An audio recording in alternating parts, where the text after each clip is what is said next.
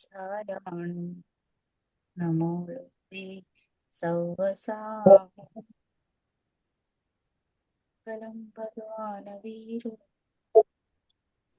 गौतमो वै मङ्गलं कुन्दकुन्दाभ्यो जैनधर्मोऽस्तु मङ्गलम् सर्वमङ्गल सर्वकल्याण प्रदानं सर्वधर्म जैनं जयतु शान्ति जैनं जयतु शान्ति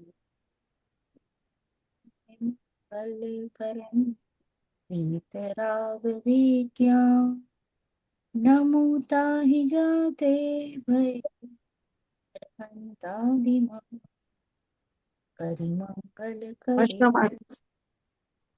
ग्रंथ करण के का जाते मिल सब ये हाँ सब हाँ ठीक निज है। 1 रुपया तो आ गया ना। करता है।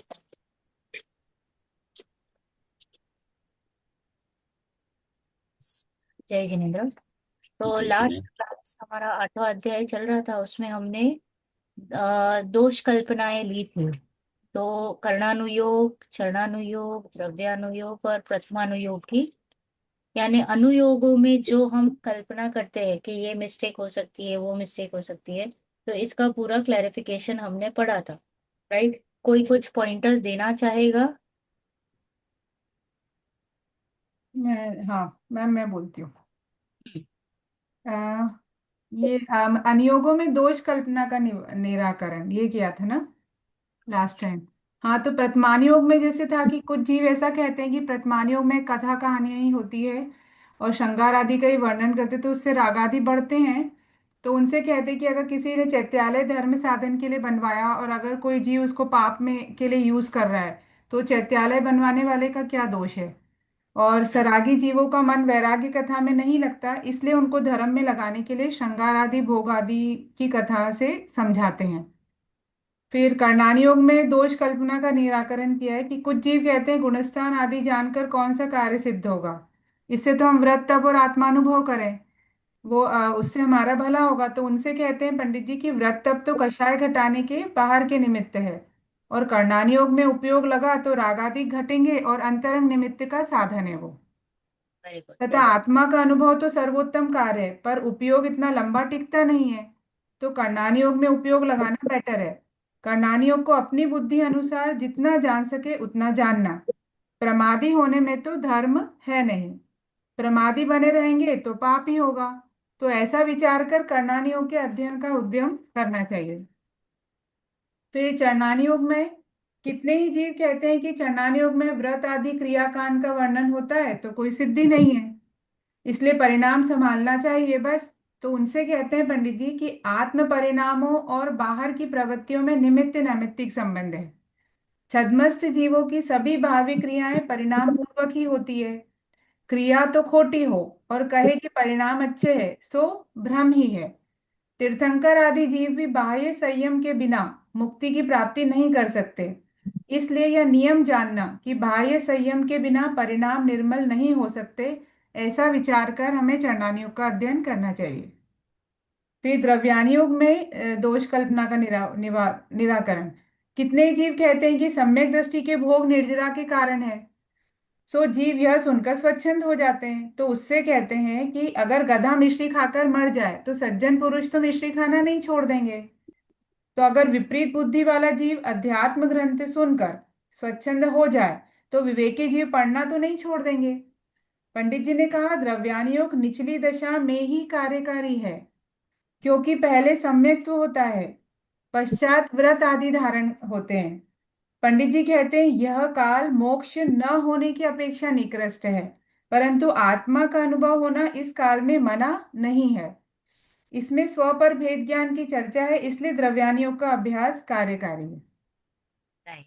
ये तो वाले हम पॉइंट से मतलब ये पहले जैसे अपने जो डिस्कशन चले मुनिराज के मतलब वो टॉपिक से रिलेटेड, तो ये चीज मतलब बहुत, ये मतलब इसमें सब आ गया ना कि निचली दशा में द्रव्यान योग जरूरी है, तो मतलब समझ जाए और आगे राइट। जो आएगा विरोध का निराकरण, उसमें तो बहुत क्लैरिटी आ गई है। जितने अपने तो डिस्कशन हुए उसका सबका समाधान है, अगर ध्यान से सुने तो। सही बात है। तो यही इसमें बात है। एक चीज, हाँ, एक चीज यही बोलना चाह रहा था कि आजकल व्यवहार में जो जो आता है वो बिल्कुल उल्टा रहता है। द्रव्यान योग के शास्त्रों को तो ऊपर रखे हैं, बस उनको बस हाथ लगा के बस माथा लगा लेते हैं, बोलते हैं ये तो मुनियों के शास्त्र हैं, हमें तो बस व्रत कर लो तब कर लो, बस इतना ही बहुत है। यही जो बुद्धि है, यही ये जो अपनी बोलना चाहिए कि भ्रम है, वो इसको पढ़ने से निकलता है कि निचली दशा में सबसे ज्यादा कार्यकारी द्रव्यान योग है। तो पहले उसको समझें, फिर उसके बाद फिर अपने आप ही संयम की लेने की भावना आएगी। पढ़ने में पसीने छूटते हैं, समझे आप? क्योंकि इसको प्रैक्टिकल एप्लीकेशन ना, और जीव को तो काम करना नहीं है, जीव को तो प्रमादी होके बैठ जाना है। हम्म। द्रव्यानुग आपको फोर्स करेगा कि आप निर्णय करो, आप विचार करो, आप ऐसे करो, आप प्रैक्टिकली लगाओ। और बाकी बाकी सब जगह पे तो क्या है, शरीर की क्रिया है, उसमें तो कुछ टेंशन की तो बात नहीं है, क्योंकि निर्णय नहीं करना है। राइट। जब जीव को पुरुषार्थ की बात आती है तब वो पीछे हट करता है, तो वही तो किया है अनादि से हमने। बाकी सब चीजों पे बहुत अच्छे से ध्यान दिया है, प्रथमानुयोग, कर्णानुयोग, चरणानुयोग। और उसको मेंटेन भी करते हैं कि हम बहुत कर्णानुयोग के स्वाध्यायी है, चरणानुयोग हमारा एकदम सही से चल रहा है, हमें सारी स्टोरीज बाय हार्ट रहती है। बट जहाँ पे हमें काम करना है, जिससे एक्चुअल में मेरा कल्याण होगा, सात तत्वों का निर्णय, स्वपर भेद विज्ञान, क्रमबद्ध पर्याय, निश्चय व्यवहार, जहाँ पे मुझे दिमाग लगाना है, वहां पे मैं शून्य होके बैठ जाता हूँ। यही किया है मैंने अनादि से, इसलिए तो द्रव्यानुयोग के शास्त्रों को साइड में रख देते हैं, क्योंकि जीव को मेहनत ही नहीं करनी है।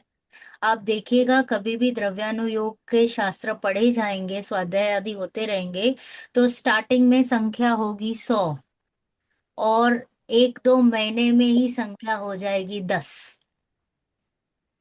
10-15, ज्यादा नहीं। क्यों क्यों कंटिन्यू नहीं होता है? क्योंकि उसके लिए पुरुषार्थ चाहिए जीव को। पुरुषार्थ करना पड़ेगा ना, मेहनत करनी पड़ेगी, इसी को तो कहते हैं पुरुषार्थ। पुरुषार्थ के नाम पे हमने क्या मान रखा है, चारित्र का जो कुछ भी चलता है ना, उसको पुरुषार्थ मान रखा है। डेफिनेशन ही गलत है पुरुषार्थ का। जी। अर्थ में तो एक्चुअली विचारना, चिंतन, मनन, बोलन, निर्णय, दैट इज पुरुषार्थ, वो नहीं करना है। और शरीर की क्रिया को पुरुषार्थ मान लेते हैं, तो वो गलत है। तो yes, that is the underlying point कि द्रव्यानुयोग ही हमारे लिए कार्यकारी है अभी। ऐसा नहीं है कि सिर्फ द्रव्यानुयोग, फिर वापस स्वच्छंदी होके ऐसा मत बोल देना कि हम तो सिर्फ द्रव्यानुयोग, बाकी सबको चारों अनुयोग का बैलेंस इज अ मस्ट। कोई भी अनुयोग को उड़ा नहीं सकते। आप कभी भी गलती मत कर लेना, कभी भी निश्चयभाषी भी मत होना, व्यवहाराभासी भी मत होना, उदयाभासी भी मत, उदयाभासी। क्योंकि क्या हो जाता है, हम कोई भी एक पक्ष को पकड़ के फिर उसी में, नहीं ये हमारे लिए नहीं ठीक है, ये हमारे लिए नहीं ठीक है, और ऐसे करके हम उड़ा देते। आई वॉज जस्ट डिस्कसिंग, हम किसी से बात कर रहे थे, तो उन्होंने तो बोल दिया सभी कुछ तो मेरे अंदर ही है, मुझे कहीं कुछ जाना ही नहीं है, भगवान के दर्शन भी नहीं करने हैं। बोलो, ऐसे हो सकता है क्या? हम्म। नहीं, अगर क्या? उनको कहीं जाना है तो जो हमसे सुपीरियर हैं उनके दर्शन क्यों नहीं करना, या उनको फॉलो क्यों नहीं करना? जो नहीं, हम मुझे किसी रास्ते। मेरी आत्मा में ही है। अगर मैं ऐसे बोल के बैठ जाऊं तो ऐसा स्टेटमेंट गलत है। जी। मुझे भगवान मेरे लिए सबसे श्रेष्ठ है, सबसे कार्यकारी है, मैं उनको नहीं उड़ा सकती। मैं ऐसे बिल्कुल नहीं। नहीं कह सकती देव दर्शन में क्या है, सब तो आत्मा में ही है, सब तो मेरे में ही है। अभी तो हमारा वो स्टेज ही नहीं पहुंचा है, मुनि राज भी भगवान के दर्शन करते हैं, तो हम कौन बिल्कुल। से खेत के मुनि है? राइट। हम अपने आप को क्या श्रेष्ठ समझ बैठे हैं? तो ये मैं बोल रही हूँ कि हम जब कोई भी शास्त्र पढ़ते हैं, तो एक अंश को पकड़ के जो हम गलती करते हैं, वो we have to be careful. ये निश्चय और व्यवहार में बहुत बैलेंस पूर्वक हमें काम करना है। जरा भी गड़बड़ी नहीं चलेगी कि सिर्फ निश्चय निश्चय निश्चय व्यवहार को उड़ा दिया, सिर्फ व्यवहार व्यवहार व्यवहार निश्चय को उड़ा दिया। Not allowed. यहाँ पे तो कह भी दिया चारित्र, जो चरणानुयोग में था, कि अगर आपके अंदर है तो वो बाहर दिखेगा ही। दिखेगा नहीं, चारित्र में दिखेगा। आए बिना रहेगा नहीं। ये भ्रम नहीं हो सकता है कि मेरे परिणाम कुछ और चारित्र में कुछ और। ये नहीं होता। पर नहीं, वो बैलेंस पूर्वक ही सब काम होता है। तो ये वो एक तो फिर ध्यान रख। मायाचारी हो जाएगी कि अगर अंदर कुछ है और बाहर कुछ है, वो तो मायाचारी हो जाएगी। और वो जबरई किससे, बोलना। खुद ही से मायाचारी कर रहा है, खुद ही को ठग रहा है, उसी का भाव बढ़ रहा है। और किसी का तो कोई नुकसान नहीं होने वाला है। अब चलो पढ़िए, व्याकरण न्याय आदि शास्त्र की उपयोगिता, अतुल जी पढ़िए। जी। तथा व्याकरण न्यायाधिक शास्त्र हैं, उनका भी थोड़ा बहुत अभ्यास करना, क्योंकि उनके ज्ञान बिना बड़े शास्त्रों का अर्थ भाषित नहीं होता। तथा वस्तु का स्वरूप भी इनकी पद्धति जानने पर जैसा भाषित होता है वैसा भाषादिक द्वारा भाषित नहीं होता। इसलिए परंपरा कार्यकारी जानकर इनका भी अभ्यास करना, परंतु इन्हीं में फंस नहीं जाना। इनका कुछ अभ्यास करके प्रयोजन भूत शास्त्रों के अभ्यास में प्रवर्तना, तथा वैद्या वैदिकादि शास्त्र हैं, उन उनसे मोक्ष मार्ग में कुछ प्रयोजन ही नहीं है। इसलिए किसी व्यवहार धर्म के अभिप्राय से बिना खेद के इनका अभ्यास हो जाए तो उपकार आदि करना, पाप रूप नहीं प्रवर्तना। और इनका अभ्यास न हो तो मत हो, कुछ बिगाड़ नहीं है। इस प्रकार जिनमत के शास्त्र निर्दोष जानकर उनका उपदेश मानना। अनियोग। ये थोड़ा सा प्रकरण पूरा करके फिर आगे के 3 4 पैराग्राफ साथ में लेंगे। तो यहाँ पे जी। व्याकरण का शास्त्र पढ़ना जरूरी है, क्योंकि वो हमारे लिए ही कार्यकारी होगा। क्योंकि हमारे सारे शास्त्र तो इसी में लिखे हुए हैं, संस्कृत में है। और कौन सी भाषा में है? प्राकृत। जागृत। राइट। प्राकृत और संस्कृत को पढ़ने के लिए, क्योंकि जो मूल गाथा का ट्रांसलेशन अगर हमें अच्छे से व्याकरण का और न्याय का अरे ख्याल में होता है ना, तो डायरेक्ट मूल गाथा से हम जो पकड़ते हैं वो बेटर रहता है ट्रांसलेटेड से। तो आइडियली तो हमें वो भाषा आनी चाहिए, बट नहीं आ रही है तो ठीक है, अभी हम फिलहाल उसका ये ले रहे हैं, क्या बोल रहे हैं, ट्रांसलेशंस को यूज कर रहे हैं। उनका भी थोड़ा बहुत अभ्यास करना, क्योंकि उनके ज्ञान बिना बड़े शास्त्रों का अर्थ भाषित नहीं होता। तथा वस्तु का स्वरूप भी इनकी पद्धति जानने पर जैसा भाषित होता है वैसा भाषा आदि द्वारा भाषित नहीं होता है। अभी हमारे जो सारे शास्त्र है वो भाषा भाषा ग्रंथों में आ गए हैं, राइट, लोक भाषा में। तो जो एक्चुअल संस्कृत या प्राकृत के जो छंद है, उनसे पढ़ के जो मैं समझ पाऊंगा, इन कंपैरिजन ट्रांसलेटेड में थोड़ा सा डाइल्यूट हो जाता है। डाइल्यूशन की बात कर रहे हैं, राइट। इसलिए परंपरा कार्यकारी जानकर इनका भी अभ्यास करना, परंतु इसमें फंसना नहीं। यानी इतना वो इन्वॉल्व नहीं हो जाना कि मेरा जो प्रयोजन था कि गाथा को पढ़ के निर्णय करके अपना कल्याण करना, और मैं उसी में अटक जाऊं। मैं किस में अटक जाऊंगी? व्याकरण आदि में, यानी उसमें पीएचडी करने में, या उसमें थोड़ी सी डॉक्टरी अरे इन डेप्थ स्टडी करने में, उसमें आगे बढ़ने के चक्कर में वहां पे नहीं फंसना। उतना पढ़ लेना कि मैं मेरा काम कर सकूं, राइट। इनका कुछ अभ्यास करके प्रयोजनभूत शास्त्रों के अभ्यास में प्रवर्तना। प्रयोजन क्या था? शास्त्रों को पढ़ना, वो प्रयोजन था, किसी को बताने के लिए नहीं। बराबर। तथा वैद्यक आदि जो हमने जो शास्त्र कहे थे, वैद्यक थे, फिर मंत्र, फिर और क्या कौन से थे, ज्योतिष, जो ये सारे जो शास्त्र है, वे है तो भले ही आगम में आ जाते हैं, बट उनसे मोक्ष मार्ग का कोई भी प्रयोजन नहीं है। तो वे पढ़े या ना पढ़े, इनसे मेरा कुछ बिगाड़ या सुधार नहीं होता है। पढ़ने में आए तो भी ठीक, ना पढ़ने में आए तो भी ठीक, इससे मुझे कुछ भी अप डाउन नहीं होगा, राइट। इसलिए किसी व्यवहार धर्म के अभिप्राय से बिना खेद के इनका अभ्यास हो जाए तो उपकार आदि करना, पाप रूप नहीं प्रवर्तना। वहां पे गड़बड़ी नहीं करना, अपना प्रयोजन सुख का है, मोक्ष मार्ग का है। और ये जो शास्त्र है इनका प्रयोजन संसार के लिए रहता है। तो उस हिसाब से पाप रूप प्रवर्तन नहीं करना, इनका अभ्यास ना हो तो मत हो, कुछ बिगाड़ या सुधार नहीं होगा। इस प्रकार जिन मत के शास्त्र निर्दोष जानकर उनका उपदेश मानना। जिन मत के सारे शास्त्र दोष वाले हैं या निर्दोष है? निर्दोष है। निर्दोष। वीतरागता। वितरकता के पोषक ही है। ओके, और स्पेशली इसमें 4 अनुयोग की ही बात चल रही है। अब इसमें अनुयोगों में, एक चीज नहीं, इसमें एक चीज ये पूछना था कि व्याकरण का तो मुझे मालूम है, अभी मैंने प्राकृत भाषा की भी क्लासेस की थी, तो उसमें जैसे संस्कृत में जो रूप वगैरह चलते हैं उसमें भी रूप वगैरह रहते हैं, वो सारा पढ़ने से हमको सही समझ में आता है।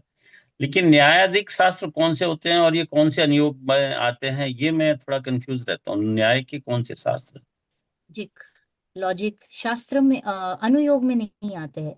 जो लॉजिक पढ़ने के लिए, एनालिसिस करने के जो शास्त्र आते हैं उनको लॉजिक के शास्त्र कहे जाते हैं। तो ये कोई अनुयोग में नहीं आते हैं। तो न्याय की जो भाषा है, न्यायाधिक की भाषा, लॉजिक की भाषा आपको द्रव्यानुयोग में दिखेगी, जहाँ पे आपको दृष्टांत दिखेंगे, सिद्धांत दिखेंगे, फिर आपको क्वेश्चंस पूछे जाएंगे, आप ऐसे लगा सकते हो, नहीं लगा सकते।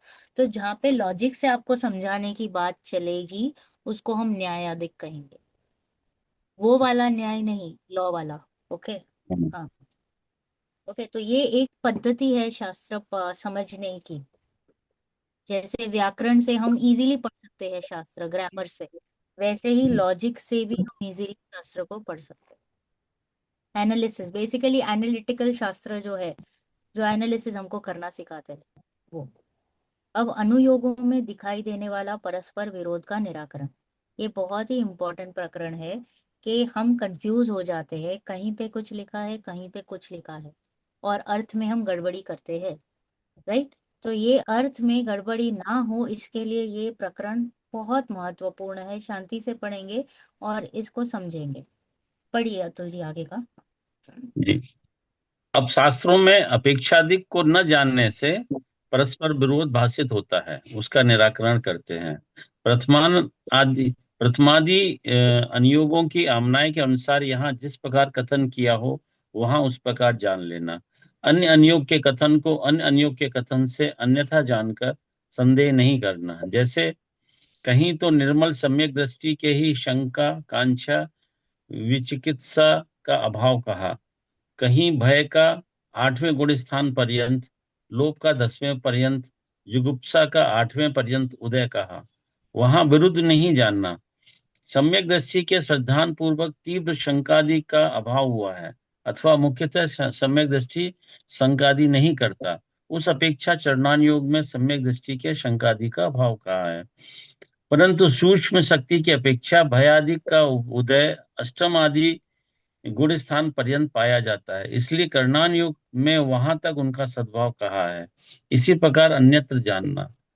पहले अनुयोग के उपदेश विधान में कई उदाहरण कहे हैं, वह जानना अथवा अपनी बुद्धि से समझ लेना, तथा एक ही अनुयोग में विवक्षावश अनेक रूप कथन करते हैं। जैसे करणान योग में प्रमादों का 7वें गुण स्थान में अभाव कहा, वहां कसायादिक प्रमाद के भेद कहे, तथा वहीं कसायादिक का सद्भाव 10वें आदि गुण स्थान पर्यंत कहा, वहां विरुद्ध नहीं जानना, क्योंकि यहाँ प्रमादों में तो जिन शुभाशुभ भावों के अभिप्राय सहित कसायादिक कसायादिक होते हैं उनका ग्रहण है, और 7वें गुण स्थान में ऐसा अभिप्राय दूर हुआ है, इसलिए उनका वह अभाव कहा है, तथा सूक्ष्मादि भावों की अपेक्षा उन्हीं का 10वें आदि गुण स्थान पर्यंत सद्भाव कहा है। तथा चरणान पॉज योग में pause pause pause pause pause. देखो, शास्त्रों में अपेक्षा आदि को न जानने से विरोधाभास होता है। अगर मैंने अपेक्षा को नहीं समझा, तभी तो मेरे को विरोधाभास होगा। राइट। तो एक ही लेडी है, एक बच्चा उसको मम्मी कह रहा है, दूसरा बच्चा उसको बुआ कह रहा है। राइट। तो तीसरा बच्चा अपेक्षा नहीं समझता है, तो वो मम्मी भी कहेगा और बुआ भी कहेगा, और कंफ्यूज होता रहेगा कि क्या बात चल रही है। राइट। तो इसलिए कह रहे हैं कि प्रथम आदि यानी प्रथमानुयोग, जो आदि शास्त्र है हमारे 4 हम्म, आमनायों के अनुसार, यहाँ जिस प्रकार कथन किया हो वहां उस प्रकार जान लेना। अन्य अनुयोग के कथन को अन्य अनुयोग के कथन के हिसाब से हमें जानना। जैसे नहीं। जो प्रकरण चल रहा है उस हिसाब मुझे समझ। फॉर समझिए। एग्जाम्पल, ओके, जैसे कहीं तो कहा है कि सम्यक दृष्टि को शंका, कांक्षा, विचिकित्सा, जो हमारे 8 सम्यक दृष्टि के अंग है ना। जी। हाँ, तो 8 दोष रहित है। बराबर है, ऐसे हम कहते भी है हम्म। कि सम्यक दृष्टि के 8 दोषों का अभाव है और 8 अंग प्रकट हुए हैं, हम्म। राइट। और कहीं कहीं पे हम पढ़ते हैं, और सम्यक दृष्टि कौन से गुण स्थान में तो है कल्पना आंटी?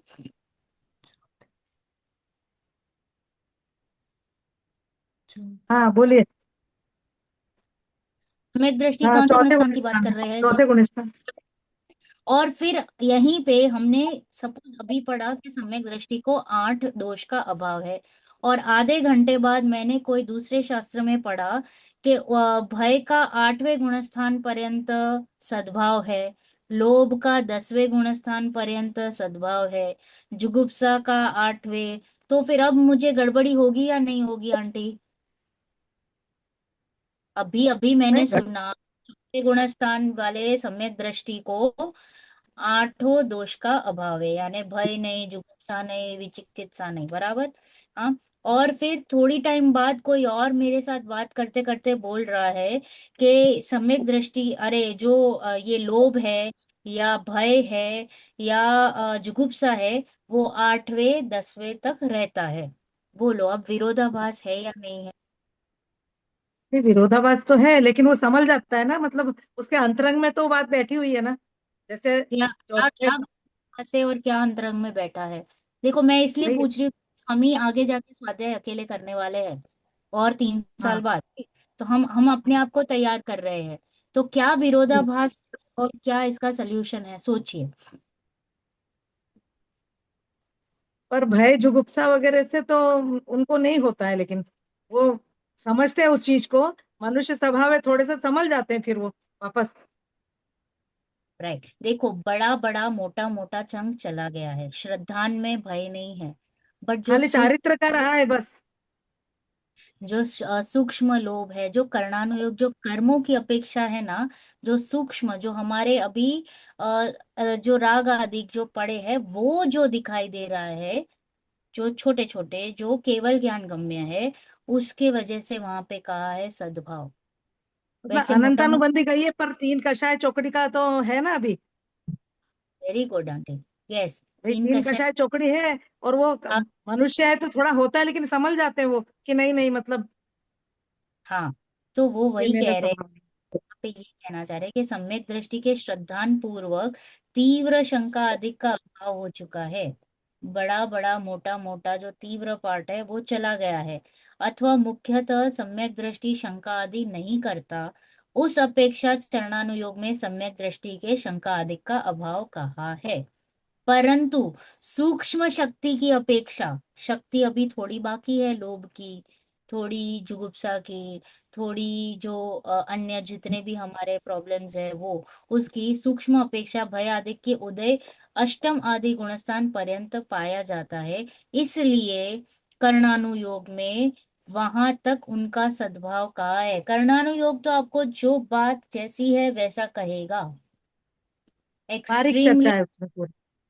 स्ट्रेट बात करेगा जो है। यस, यस हाँ, बोलिए। बेसिकली हम ये बोल सकते हैं कि अबुद्धि पूर्वक का उसमें मतलब मुनिराजों को रहता है ये सब बचा हुआ, जो सूक्ष्म शक्ति से जो हमें पता नहीं पर चलता। करुणानुयोग में सारी बातें क्लियर है, जो बारीकी से जो हमारे ज्ञान में नहीं आती है, लेकिन करुणानुयोग में वो स्पष्ट रूप से शो किया गया है।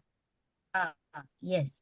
तो फिर हमें कंफ्यूज नहीं होना, जब हम कहते हैं ना किसी मुनिराज को कोई किसी का उदय आ गया, तो हम बोल हाँ। सकते हैं कि हाँ, चारित्र की जो कचास थी इस वजह से थोड़े जो जो कर्म जो उनके उदय काल में होने थे वो हुए।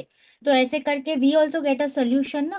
वरना हम तो यस। पहले ही बोल दिए दृष्टि के तो अभाव है।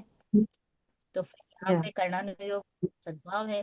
तो फिर हम जब भी एग्जाम्पल्स आते हैं तो हम समझ जाते हैं कि भाई ऐसा कोई उदय आ गया, श्रद्धान में गड़बड़ी नहीं थी बट उदय। तभी हमने कहा ना, हाँ। ऊपर योग्यता, जब वो जीव 8वें 9वें 10वें पर गया, 10वें से उसको 12वें पे जंप करना था, बट वो नीचे आ गया जाता है 11वें। एकदम। तो वो योग्यता की बात चली ना, योग्यता हाँ। उपादान की बात। तभी इसलिए तो मुझे कहीं ना कहीं तो ये सारी बातें एग्जैक्टली डालनी पड़ेगी ना जिनवाणी में। तो वो सारी बातें जब आती है जिनवाणी में तो हमको क्लैरिटी आती है कि कौन सी अपेक्षा से क्या बात चल रही है। फिर मैं हम्म। कंफ्यूज नहीं होगी, वरना तो मैं कंफ्यूजन में ही मेरा जीवन चला जाएगा कि आप में तो बहुत विरोध है, कहीं पे कुछ कहीं पे कुछ, कहीं पे कहते हो उपवास करो, कहीं पे कहते हो उपवास कार्यकारी नहीं है, कहीं पे कहते हो सामयिक आदि व्रत आदि करोगे तो आपको धर्म होगा, कहीं पे और वापस लिख दिया कि इससे धर्म नहीं होता है। तो भाई कहने की तरीका कौन है सामने, उसके हिसाब से उसको बात करा जाएगा, राइट। और वो अपेक्षा कौन के से हिसाब से, जैसे चारों अनुयोगों में अलग अलग अपेक्षा से बात कही है, लेकिन है एक ही बात।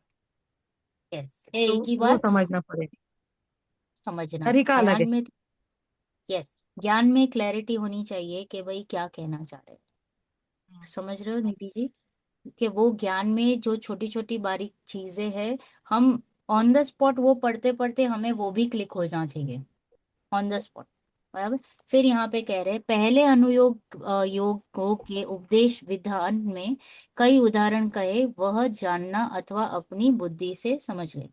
तथा एक ही अनुयोग में विवक्षावश अनेक रूप कथन करते हैं, जैसे कि कर्णानुयोग में प्रमादों को, प्रमाद को क्या कहा, सातवें गुणस्थान में अभाव।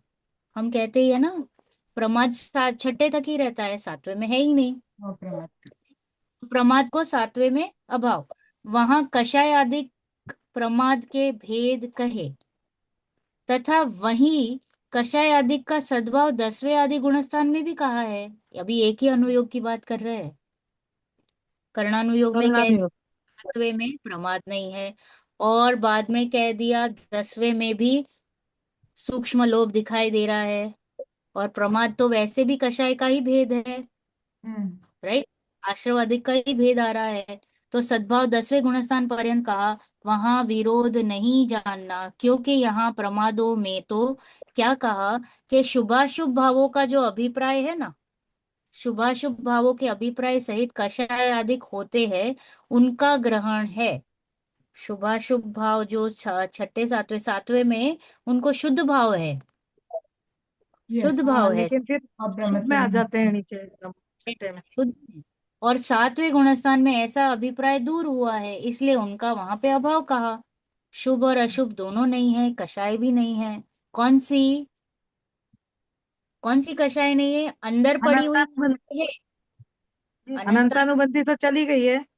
प्रत्याख्यान कषाय नहीं है, संज्वलन की कषाय है। हाँ, बाकी है संचलन। तो थोड़ा सा प्रत्याख्यान अप्रत्याख्यान गई है। तीन चली गई है ये एक। ये जैसे कि अनंतानुबंधी कसाय तो चौथे गुण स्थान में चली जाती है। इसके बाद प्रत्याख्यान और अप्रत्याख्यान ये कौन कौन से उसमें जाती हैं गुण स्थान में? फिर आप ही सज्जुलन, लास्ट में सज्जुलन रहती है जो कि 10वें गुण स्थान तक रहती है। पांचवे में जाती है ना फिर, प्रत्याख्यान और हाँ, अप्रत्याख्यान पांचवे छठे, पांचवे छठे में। हाँ, जैसे मुनि महाराज के जैसे तीन कसाय चौकड़ी का अभाव कहा, तो इसके माने छठे में तीनों ही चली जाती है, हाँ, मतलब 5वें छठे में। उससे गिराया, उससे गिराया क्या? बताइए। प्रत्याख्यान मतलब ये है कि कोई वो व्रत वगैरह धारण नहीं कर पा रहे, वो वाली प्रत्याख्यान होती है अगर उसके रहते। पहले आता है समय, यानी अनंतानुबंधी चली गई, तब जीव हाँ, चौथे गुणस्थान। अब यहाँ पे उसको तीन कषाय चल रही है, कौन सी तीन, हाँ, कौन सी तीन प्रत्याख्यान जी। अप्रत्याख्यान और सज्जुलन। अप्रत्याख्यान प्रत्याख्यान संतुलन, ओके, अ से स्टार्ट करना, अच्छा, अच्छा। अप्रत्याख्यान प्रत्याख्यान। ओके। तो अभी इनको तीन का सद्भाव है, बराबर। चौथे जी, गुणस्थान में एक ही कषाय गई है, तीन का सद्भाव है। तो है। ये अव्याख्यान है ना, इस जीव को व्रत लेने नहीं दे रहा है। जो छोटे छोटे व्रत है ना, अणुव्रत, तो हाँ, ये इसके वजह से अणुव्रत में जीव नहीं जा रहा है। तो जब ये चली जाएगी तो जीव पांचवें गुणस्थान में आएगा और व्रत लेगा। कौन से व्रत व्रत, लेगा। महाव्रत। नहीं, अणुव्रत लेगा पहले। जो जो राइट। अपनी प्रतिमा जो धारण करता है, पहली प्रतिमा से लेके 11वीं प्रतिमा तक। बराबर, तो अणुव्रत लेगा, यानी ये पांचवे में आ गया। अब कितनी बची कषाय, दो दो कसाय चौकड़ी बची। प्रत्याख्यान। और संजुलन। संजलन। संतुलन, राइट। तो अभी इस जीव को ये जो प्रत्याख्यान है ना, ये महाव्रत लेने नहीं दे रही। ये जो कषाय है, ये जीव को महाव्रत लेने के लिए नहीं दे रही है। अब जीव जब ये प्रत्याख्यान चली जाएगी तो डायरेक्टली पांचवे से सातवें में जंप करता है।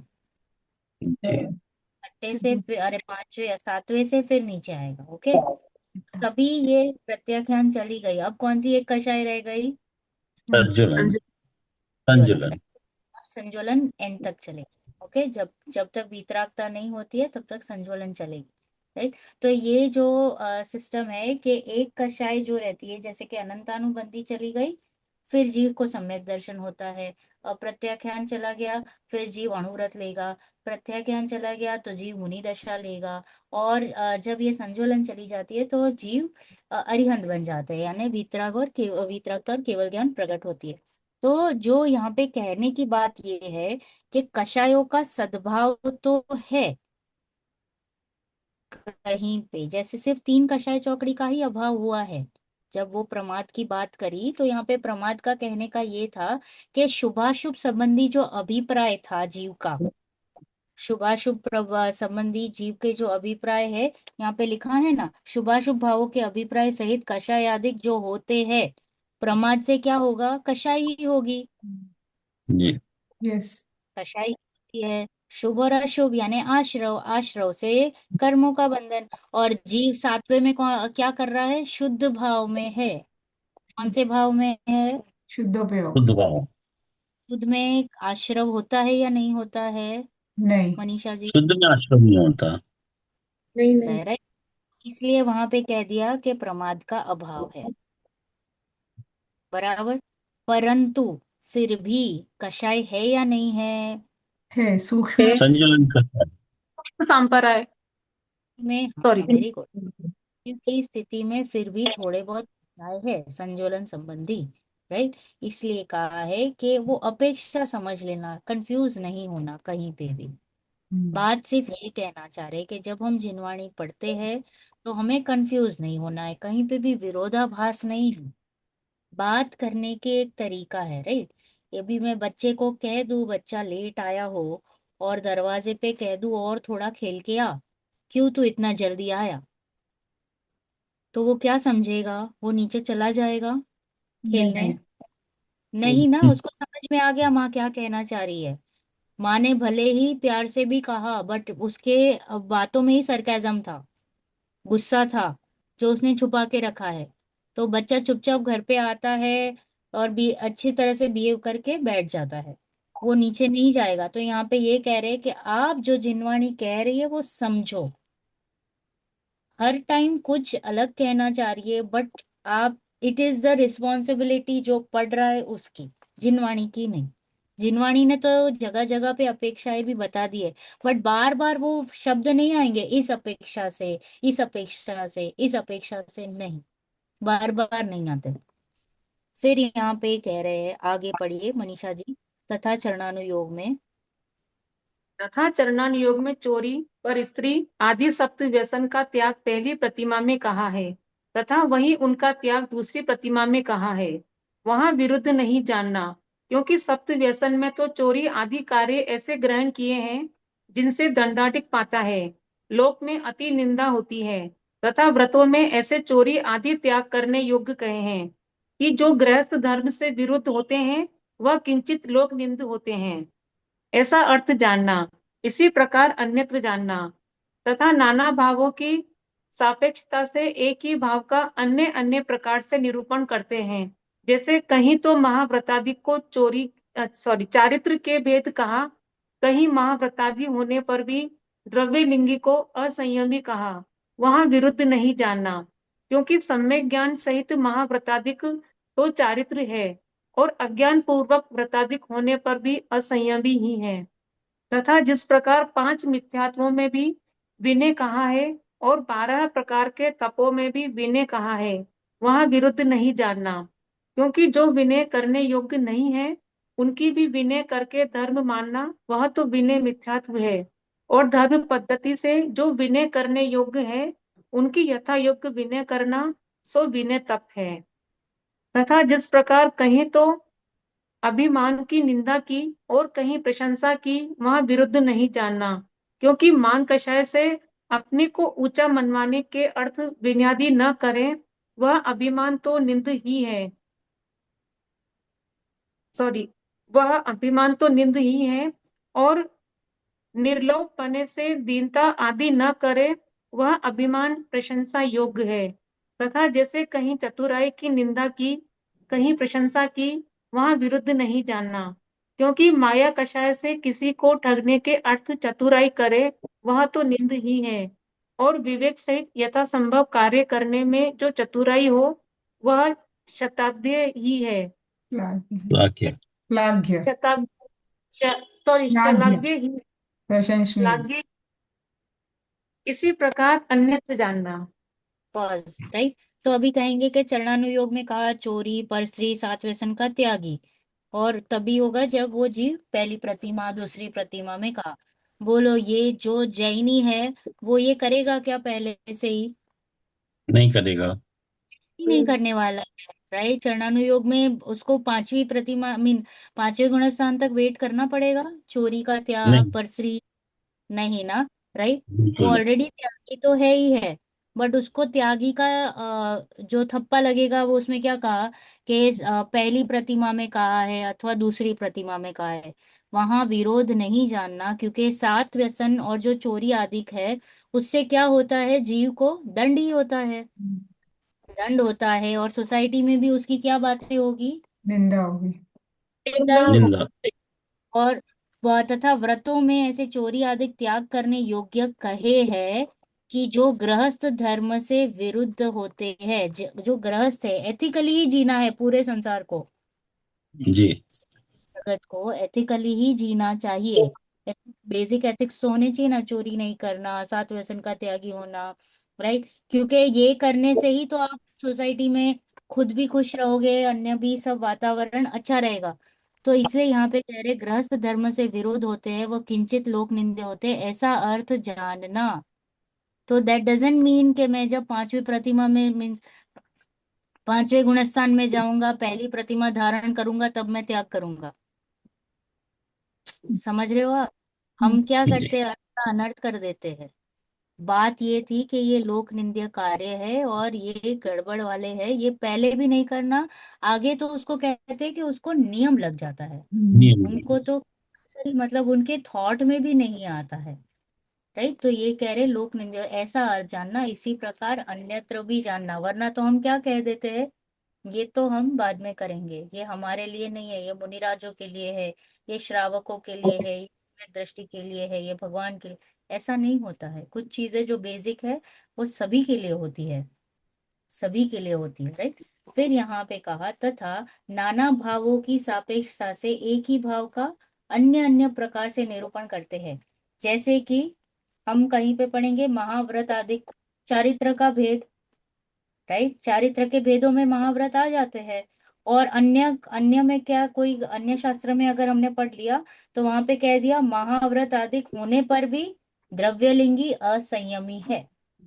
तो यहाँ पे क्या कहना चाह रहे थे, यहाँ पे यही कहना चाह रहे थे कि जो द्रव्यलिंगी है जिन्होंने महाव्रत लिया है परंतु सम्यक दर्शन नहीं है, इसलिए उनको असंयमी कहा। द्रव्यलिंगी है, महाव्रत धारण किया है, सम्यक दर्शन नहीं है, इसलिए असंयमी है, ठीक? और एक जगह पे हमने क्या कहा, महाव्रत आदि है वे चारित्र है, राइट। तो संयम के यहाँ कारण। संयम के कारण है, राइट, संयम के कारण है, चारित्र के भेद है। तो हमें समझना है क्या कहना चाहते। ओके, रियलिटी में जो ये कह रहे हैं वहां विरोध नहीं जानना, क्योंकि सम्यक ज्ञान सहित महाव्रत आदि तो चारित्र है। चारित्र कब कहा जाएगा महाव्रत आदि को, सम्यक दर्शन होगा जब। सम्यक दर्शन पूर्वक ही कहा जाएगा संयम हुआ है, राइट। और अज्ञान पूर्वक व्रत आदि होने पर भी उस जीव को हम क्या कहेंगे, असंयम। असंयमी। असंयम। भले ही वो कितने भी व्रत लेता हो, कितने ही महाव्रत आदि का एकदम निरतिचार पालन करता हो, जो हमने पढ़ा है ग्रंथों में, कि इतने उसके ऊपर उपसर्ग आ जाए कि चमड़ी भी उथेड़ दे, उसके ऊपर नमक भी डाल दे, फिर भी आंख का एक कोना भी लाल ना करे, परंतु फिर भी उसको क्या कह दिया, द्रव्यलिंग कहा। क्यों? कि उसके अभिप्राय में गड़बड़ है। अभिप्राय में अभी भी ऐसा चल रहा है कि शरीर वो मैं, एकत्व ममत्व भोक्तृत्व संयोगों में लगा है, राइट। फिर यहाँ पे कहा था जिस प्रकार पांच मिथ्यात्वों में वैनेक मिथ्यात्व है, हमने पढ़ा है, राइट। हम्म। विनय वाला मिथ्यात्व है, तो शब्द आया विनय। तो अब हम कंफ्यूज हो गए, एक बाजू विनय मिथ्यात्व में डाल दिया और दूसरी बाजू विनय कहाँ पे डाला, विनय तप। तप। तप में, राइट। तो कंफ्यूज हो गए, शब्द एक और मीनिंग दो। तो बोले कंफ्यूज मत हो, राइट, आप समझो प्रकरण को। तो यहाँ कह रहे हैं कि 12 प्रकार के तपों में भी विनय का है, वहां विरोध नहीं।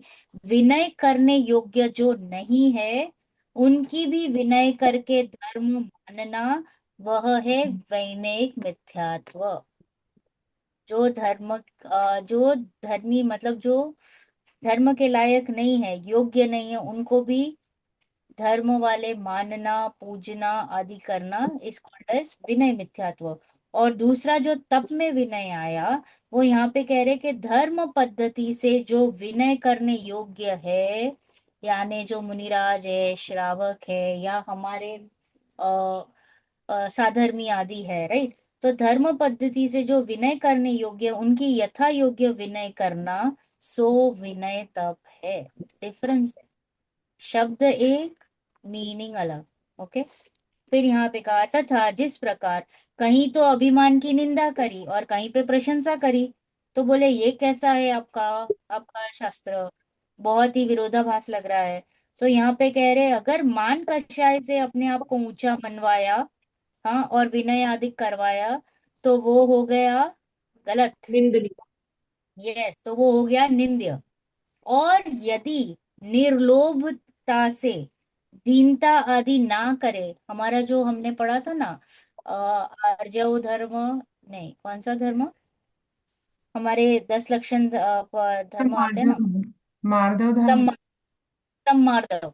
तो मार्दव में मान की बात चलती है। तो हम्म। हमने तो कहा दीन होना भी मान का मान की। ही सूचक है, और अभिमान करना भी मान का ही सूचक है। बट यहाँ पे कहा निर्लोभपने से दीनता आदि ना करे।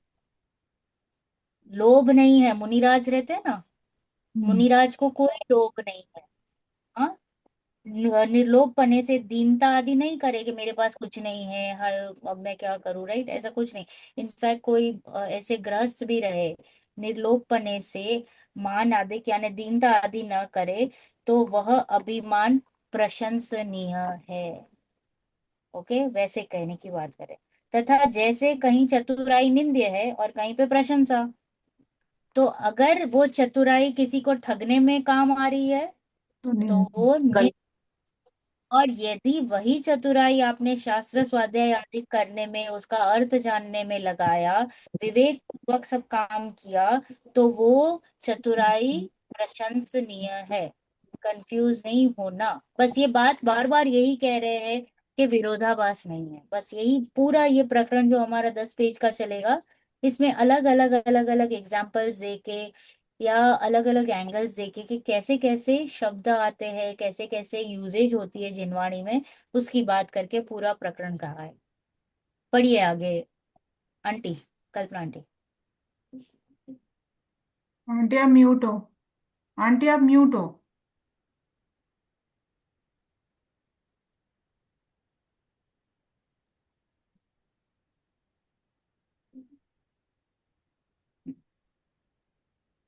तथा एक ही भाव की कहीं तो उससे उत्कृष्ट भाव की अपेक्षा निंदा की हो और कहीं उससे हीन भाव की अपेक्षा से प्रशंसा की हो, वहां विरुद्ध नहीं जानना। जैसे किसी शुभ क्रिया की जहां निंदा की हो, वहां तो उससे ऊंची शुभ क्रिया व शुद्ध भाव की अपेक्षा जानना, और जहां प्रशंसा की हो वहां उससे नीची क्रिया व अशुभ क्रिया का की अपेक्षा जानना। इसी प्रकार अन्यत्र जानना। इसी प्रकार किसी जीव की ऊंचे जीव की अपेक्षा से निंदा की हो, वहां सर्वथा निंदा नहीं जानना, और किसी की नीचे जीव की अपेक्षा से प्रशंसा की हो तो सर्वथा प्रशंसा नहीं जानना, परंतु यथा संभव उसका गुण दोष जान लेना। इसी प्रकार अन्य व्याख्यान जिस अपेक्षा सहित किए हों, उस अपेक्षा से उनका अर्थ समझना, तथा शास्त्र में एक ही शब्द का कहीं तो कोई अर्थ होता है, कहीं कोई और अर्थ होता है। वहां प्रकरण पहचान कर उसका संभावित अर्थ जानना। जैसे मोक्ष मार्ग में सम्यक दर्शन कहा, वहां दर्शन शब्द का अर्थ श्रद्धान है, और उपयोग वर्णन में दर्शन शब्द का अर्थ वस्तु का सामान्य स्वरूप ग्रहण मात्र है, तथा इंद्रिय वर्णन में दर्शन शब्द का अर्थ नेत्र द्वारा देखना मात्र है।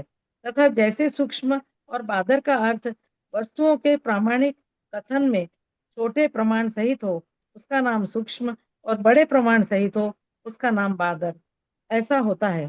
तथा उद्गल स्कंदादि के कथन में इंद्रियगम्य न हो वह सूक्ष्म, और इंद्रियगम्य हो वह बादर ऐसा अर्थ है। जीवादि के कथन में रिद्धि आदि के निमित्त बिना स्वयमेव न रुके, उसका नाम सूक्ष्म, और रुके उसका नाम बादर ऐसा अर्थ है। वस्त्रादि के कथन में महीन का नाम सूक्ष्म और मोटे का नाम बादर ऐसा अर्थ है। तथा प्रत्यक्ष शब्द का अर्थ लोक व्यवहार में तो इंद्रिय द्वारा जानने का नाम प्रत्यक्ष है, प्रमाण भेदों में स्पष्ट प्रतिभास का नाम प्रत्यक्ष है, आत्मानुभव आदि में अपने में अवस्था हो उसका नाम प्रत्यक्ष है। तथा जैसे मिथ्या दृष्टि के अज्ञान कहा, वहां सर्वथा ज्ञान का अभाव नहीं जानना, सम्यक ज्ञान के अभाव से अज्ञान कहा है। तथा जिस प्रकार उदीर्णा शब्द का अर्थ जहाँ देवादि के उदीर्णा नहीं कही, वहां तो अन्य निमित्त के मरण हो उसका नाम उदीर्णा है, और 10 कारणों के कथन में उदीर्णाकरण देवायु के भी कहा है। वहां ऊपर के निषेकों का द्रव्य उद्यावली में दिया जाए उसका नाम उदीर्णा है। इसी प्रकार अन्यत्र यथासंभव अर्थ जानना। Pause pause.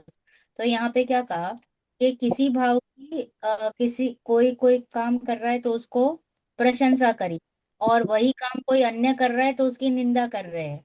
तो यहाँ पे कह रहे हैं कि किसी शुभ क्रिया की जहाँ निंदा की हो, कर रहा है शुभ और फिर भी उसकी निंदा कर रहे हैं, तो बोले ये कैसा, दिस इज नॉट फेयर। तो बोल रहे वहां पे उसको निंदा इसलिए कर रहे हैं कि उसको ऊंचे शुभ क्रिया या शुद्ध क्रिया की ओर लेके जाना था, इसलिए उसको निंदा करी। और किसी ने छोटा सा शुभ क्रिया भी किया हो और उसकी बहुत प्रशंसा करते हैं, तो कह रहे हैं कि तू पहले अशुभ में पड़ा था, इसलिए तेरे थोड़े से शुभ की प्रशंसा करके तुझे फिर आगे प्रोत्साहित करेंगे। मोटिवेशन लेके तो जाना है ना आगे जीव को। तो अलग अलग हिसाब से कोई जीव कहाँ पे हो, इस हिसाब से उसके साथ बात करेंगे। राइट। इस प्रकार अन्यत्र भी जाना, तथा इसी प्रकार किसी जीव की ऊंची ऊंचे जीव की अपेक्षा से निंदा की हो। हाँ, वैसे तो वो जीव बराबर है, बट उसकी निंदा कर रहे हैं तो कंपैरिजन है गुणों की, कि तू भी ऐसे गुण प्रकट कर। राइट। और वहां पे सर्वथा निंदा नहीं जानना, और किसी की नीचे जीव की अपेक्षा से प्रशंसा की हो, तो वहां पे भी पूर्ण प्रशंसा नहीं जानना। हमें समझ लेना कि क्या बात चल रही है, कौन से गुणों को हाईलाइट कर रहे हैं और कौन से गुणों दोषों को हाईलाइट कर रहे हैं। तो अगर दोष को हाईलाइट कर रहे हैं तो वो दोष को खत्म करो और गुणों को प्रकट करो। पूरे का पूरा जीव कभी भी खराब नहीं होता है, वैसे ही जीव कोई भी पदार्थ, कोई भी प्रॉब्लम नहीं है, कुछ विकार है उसी को सल्टाना है। बट हमारी दृष्टि ही पर्यायवादी है, इसलिए हम क्या करते हैं, सभी को उस रूप देख के फिर टैग लगा देते हैं। तो इसलिए कह रहे हैं कि यहाँ पे ये बात थी कि गुण और दोष को जान लेने की बात थी। तथा शास्त्रों में एक ही शब्द के अलग अलग अर्थ होते हैं। तो यहाँ पे मुझे क्या है समझना चाहिए, प्रकरण को समझना। ओके। तो जैसे कि शब्द आया दर्शन, तो दर्शन के यहाँ पे 3 अर्थ करे हैं, हम्म। कि मोक्ष मार्ग में दर्शन का अर्थ हुआ सम्यक दर्शन, श्रद्धान। धन। राइट। फिर दूसरा उपयोग में, सामान्य। उपयोग का मतलब है ज्ञान और दर्शन। तो वहां पे उपयोग का अर्थ, यहाँ पे जब उपयोग के केस में दर्शन का शब्द आएगा तो यहाँ पे होगा सामान्य स्वरूप ग्रहण मात्र। और तीसरा आया दर्शन यानी आंखों से देखा हुआ। हम्म। तो एक ही शब्द 3 अलग अलग मीनिंग, मुझे समझना कहाँ पे क्या लगाना। बराबर। फिर सेम वे दूसरा आया सूक्ष्म और बादर। तो वस्तुओं के प्रमाणादिक कथन में छोटे प्रमाण सहित हो उसको कहेंगे सूक्ष्म, बड़े हो तो उनको कहेंगे बादर। उद्गल स्कंद आदि के कथन में जो इंद्रिय गम्य नहीं है उसको हम कहेंगे सूक्ष्म, जो नहीं दिखाई देते, और जो दिखाई देते हैं उनको हम कहेंगे बादर। ऐसा अर्थ है। तथा जीव आदि के कथन में रिद्धि आदि के निमित्त बिना स्वयमेव न रुके उसका नाम सूक्ष्म, और रुके उसका नाम बादर, ऐसा अर्थ है। तो अलग अलग जगह पे वही शब्द सेम, सूक्ष्म और बादर, meanings will change based on आप क्या बात कर रहे हो।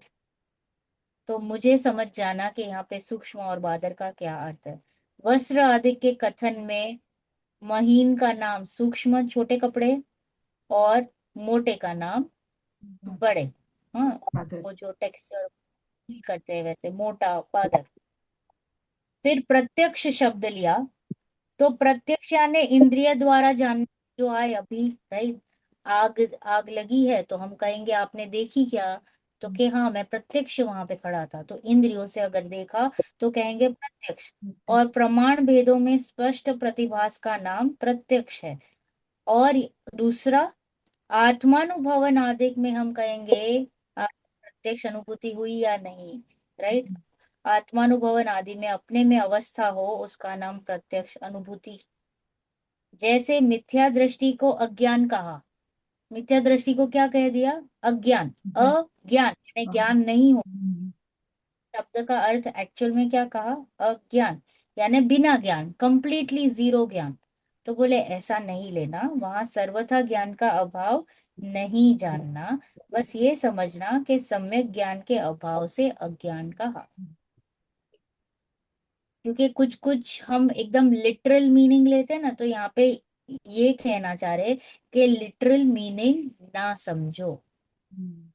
वो बात की बात कर रहे हैं कि जब हम शास्त्र पढ़ते हैं तो कभी कभी हम ओवर एक्साइट होके लिटरल्स पकड़ने की कोशिश कर लेते हैं, तो लिटरल में गड़बड़ हो जाती है। तथा जिस प्रकार उदीर्णा शब्द का अर्थ जहाँ देवादिक के उदीर्णा नहीं कही, उदीर्णा यानी पहले के जो कर्म जो बांधे हुए थे, जो 10 साल बाद 20 साल बाद जो आने वाले हैं उदय में, उसको जल्दी बुला लेना। बुला लेना। जो हम कार्य करते हैं उस वो जल्दी आ जाते हैं। तो यहाँ पे कहे देवादिक के उदीर्णा नहीं कही, वहां तो अन्य निमित्त से मरण हो उसका नाम उदीर्णा है। और 10 कारणों के कथन में उदीर्णा कारण देवायु के भी कहा है। तो मुझे समझ लेना वहां ऊपर के निशेषकों का द्रव्य उदयावली में दिया जाए उसका नाम उदीर्णा है। इन रियलिटी जो पहले के कर्म है उसको बुलाना उसका नाम उदीर्णा है। इसी प्रकार यथा संभव अर्थ जानना, अर्थ मुझे समझना है। नहीं समझ में आता है इसलिए हम जाते हैं ऐसे पंडितों के पास, या हम कोई और एडिशनल जो टीका वगैरह जिसमें लिखा रहता है उसमें एक्सप्लेनेशन रहता है, तो वो हमें पढ़ना चाहिए फॉर आवर बेटर अंडरस्टैंडिंग। क्योंकि अर्थ का अनर्थ यहाँ पे नहीं चलेगा। क्यों नहीं चलेगा निधि जी? अर्थ का क्या अनर्थ कर देंगे तो अपना ही भाव बिगड़ेगा, क्योंकि एग्जैक्टली, किसी का और किसी। नहीं होने वाला है। मेरा भाव बिगड़ेगा, मैं गलत समझूंगी ना, तो मेरे ज्ञान में गड़बड़ी होगी, तो मेरे श्रद्धान में भी फिर गड़बड़ी होगी, राइट। और मैं मुझे यहाँ पे काम क्या करना है, श्रद्धान का ही कार्य करना है, राइट। मुझे क्या करना है, मेरे 7 तत्वों का निर्णय करना है, अभिप्राय चेंज करना है, मान्यता चेंज करनी है। तो जब ज्ञान में ही क्लैरिटी नहीं होगी तो फिर श्रद्धान भी गड़बड़, हिलक डोलक। इसलिए यहाँ पे कह रहे हैं कि कभी भी अर्थ ना समझ में आए तो रेफरेंसेस लो, पूछो, किसी और से पूछो, ऐसे करके उसका सोल्यूशन लो, खुद से मत बिठाओ।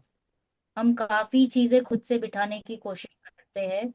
उसमें वो जिक्सॉ पजल है, अभी हमने एक सॉल्व करी थी, तो जिक्सॉ पजल में दिख रहे थे सेम और जबरदस्ती का उसको वहां पे बिठा रहे थे। ओके, वो बैठ भी रहा था बट एक अच्छे से नहीं बैठ रहा था। फिर आगे का तुम्हारा पिक्चर भी गड़बड़ वाला हो जाता है।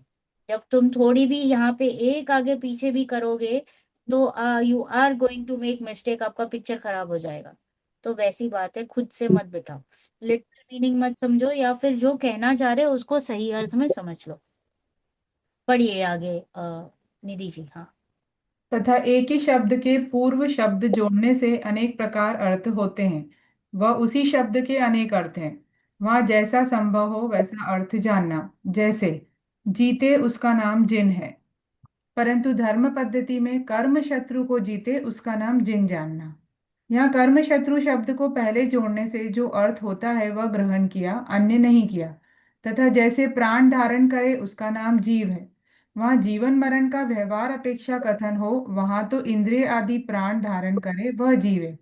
तथा द्रव्य आदि का निश्चय अपेक्षा निरूपण हो, वहाँ चैतन्य प्राण को धारण करे वह जीव है। तथा जैसे समय शब्द के अनेक अर्थ हैं, वहाँ आत्मा का नाम समय है, सर्व पदार्थ का नाम समय है, काल का नाम समय है, समय मात्र काल का नाम समय है, शास्त्र का नाम समय है, मत का नाम समय है। इस प्रकार अनेक अर्थों में जैसा जहाँ संभव हो वैसा अर्थ वहाँ जान लेना। तथा कहीं तो अर्थ अपेक्षा नामादिक कहते हैं, कहीं रूढ़ी अपेक्षा नामादिक कहते हैं। जहाँ रूढ़ी अपेक्षा नामादिक लिखे हो वहाँ उनका शब्दार्थ ग्रहण नहीं करना, परंतु उसका जो रूढ़ी रूप अर्थ हो वही ग्रहण करना। जैसे सम्यक्त्वादि को धर्म कहा, वहां तो यह जीव को उत्तम स्थान में धारण करता है, इसलिए उसका नाम सार्थ है। तथा धर्म द्रव्य का नाम धर्म कहा, वहां रूढ़ी नाम है, इसका अक्षरार्थ ग्रहण नहीं करना, परंतु इस नाम की धारक एक वस्तु है ऐसा अर्थ ग्रहण करना। इसी प्रकार अन्यत्र जानना। तथा कहीं शब्द का जो अर्थ होता हो वह तो ग्रहण नहीं करना, परंतु वहां जो प्रयोजनभूत अर्थ हो वह ग्रहण करना। जैसे कहीं किसी का अभाव कहा हो और वहां किंचित सद्भाव पाया जाए, तो वहां सर्वथा अभाव नहीं ग्रहण करना, किंचित सद्भाव को गिनकर अभाव कहा है ऐसा अर्थ जानना। सम्यक दृष्टि के राग आदि का अभाव का वहां इसी प्रकार अर्थ जानना। तथा नो कषाय का अर्थ तो यह है कि कषाय का निषेध, परंतु यह अर्थ ग्रहण नहीं करना। यहाँ तो क्रोध आदि समान यह कषाय नहीं है, किंचित कषाय है, इसलिए नो कषाय है ऐसा अर्थ ग्रहण करना। इसी प्रकार अन्यत्र जानना। तथा जैसे कहीं किसी युक्ति से कथन किया हो वहां प्रयोजन ग्रहण करना।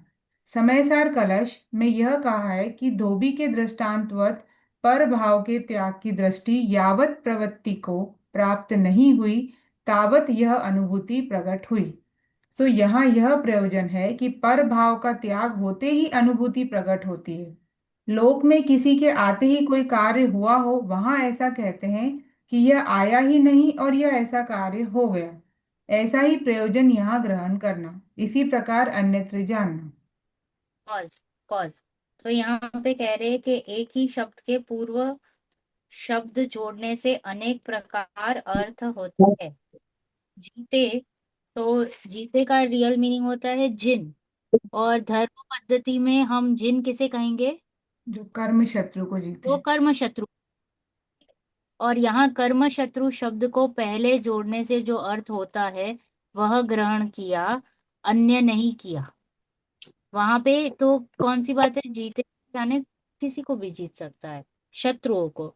और यहाँ पे जब हम धर्म पद्धति में डालेंगे तो कर्म शत्रुओं को जीतना। हम्म, तथा जैसे प्राण धारण करे, जो भी प्राण धारण करे उसे हम क्या कहेंगे? जीव। जीव कहते हैं, जी। राइट। तो जीवन मरण का व्यवहार अपेक्षा कथन हो, वहां तो इंद्रिय आदि प्राण धारण करे उसे हम जीव कहते हैं। जो जीता है, जो मरता है, जो इंद्रिय आदि को ग्रहण करता है उसे हम जीव कहते हैं। और द्रव्य आदि का निश्चय करेंगे तो द्रव्य आदि क्या है? कितने द्रव्य है अतुल छिद्र। जी? छह द्रव्य होता है। कौन से? जीव अजीव, जीव, पुद्गल, धर्म, अधर्म, आकाश और काल। Good morning. ओके। तो धर्म द्रव्य, कौन से द्रव्य की बात चल रही थी? धर्म द्रव्य। जीव द्रव्य। जीव द्रव्य की बात हो रही है ना। द्रव्य आदि का जब हम निश्चय कर रहे हैं, हाँ, तो यहाँ पे किसकी बात कर रहे हैं? अगर मुझे 6 द्रव्यों में जीव को अलग निकालना है तो फिर मैं कौन से बेसिस पे जीव को अलग छाटूंगी? जीव तो चैतन्य हाँ, है, देखने सुनने की शक्ति है। शब्द चैतन्य, राइट। तो चैतन्य प्राण को जो देखता है उसे हम जीव कहते हैं। तो जीव के कितने डेफिनेशंस आए? ऊपर एक लिया हमने कौन सा वाला, इंद्रिय के जो जीता जिसमें है, जिसमें पांच इंद्रिय प्राण दिखते हैं, और दूसरे में जीव का अर्थ हुआ जो चैतन्य प्राण को धारता है। तथा फिर अभी हमने ये जीव का एग्जाम्पल लिया, अभी समय लेंगे तो समय के भी बहुत सारे अर्थ है। तो फॉर अस समय means only time, right, time. समय मतलब। तो यहाँ पे कह रहे हैं समय के अनेक अर्थ है, आत्मा का नाम भी समय है, सर्व पदार्थ का नाम भी समय है, काल का नाम भी समय है, जो सूक्ष्म समय का टाइम है उसको भी हम समय कहते हैं, राइट। शास्त्र का नाम भी समय है, समय सार, राइट।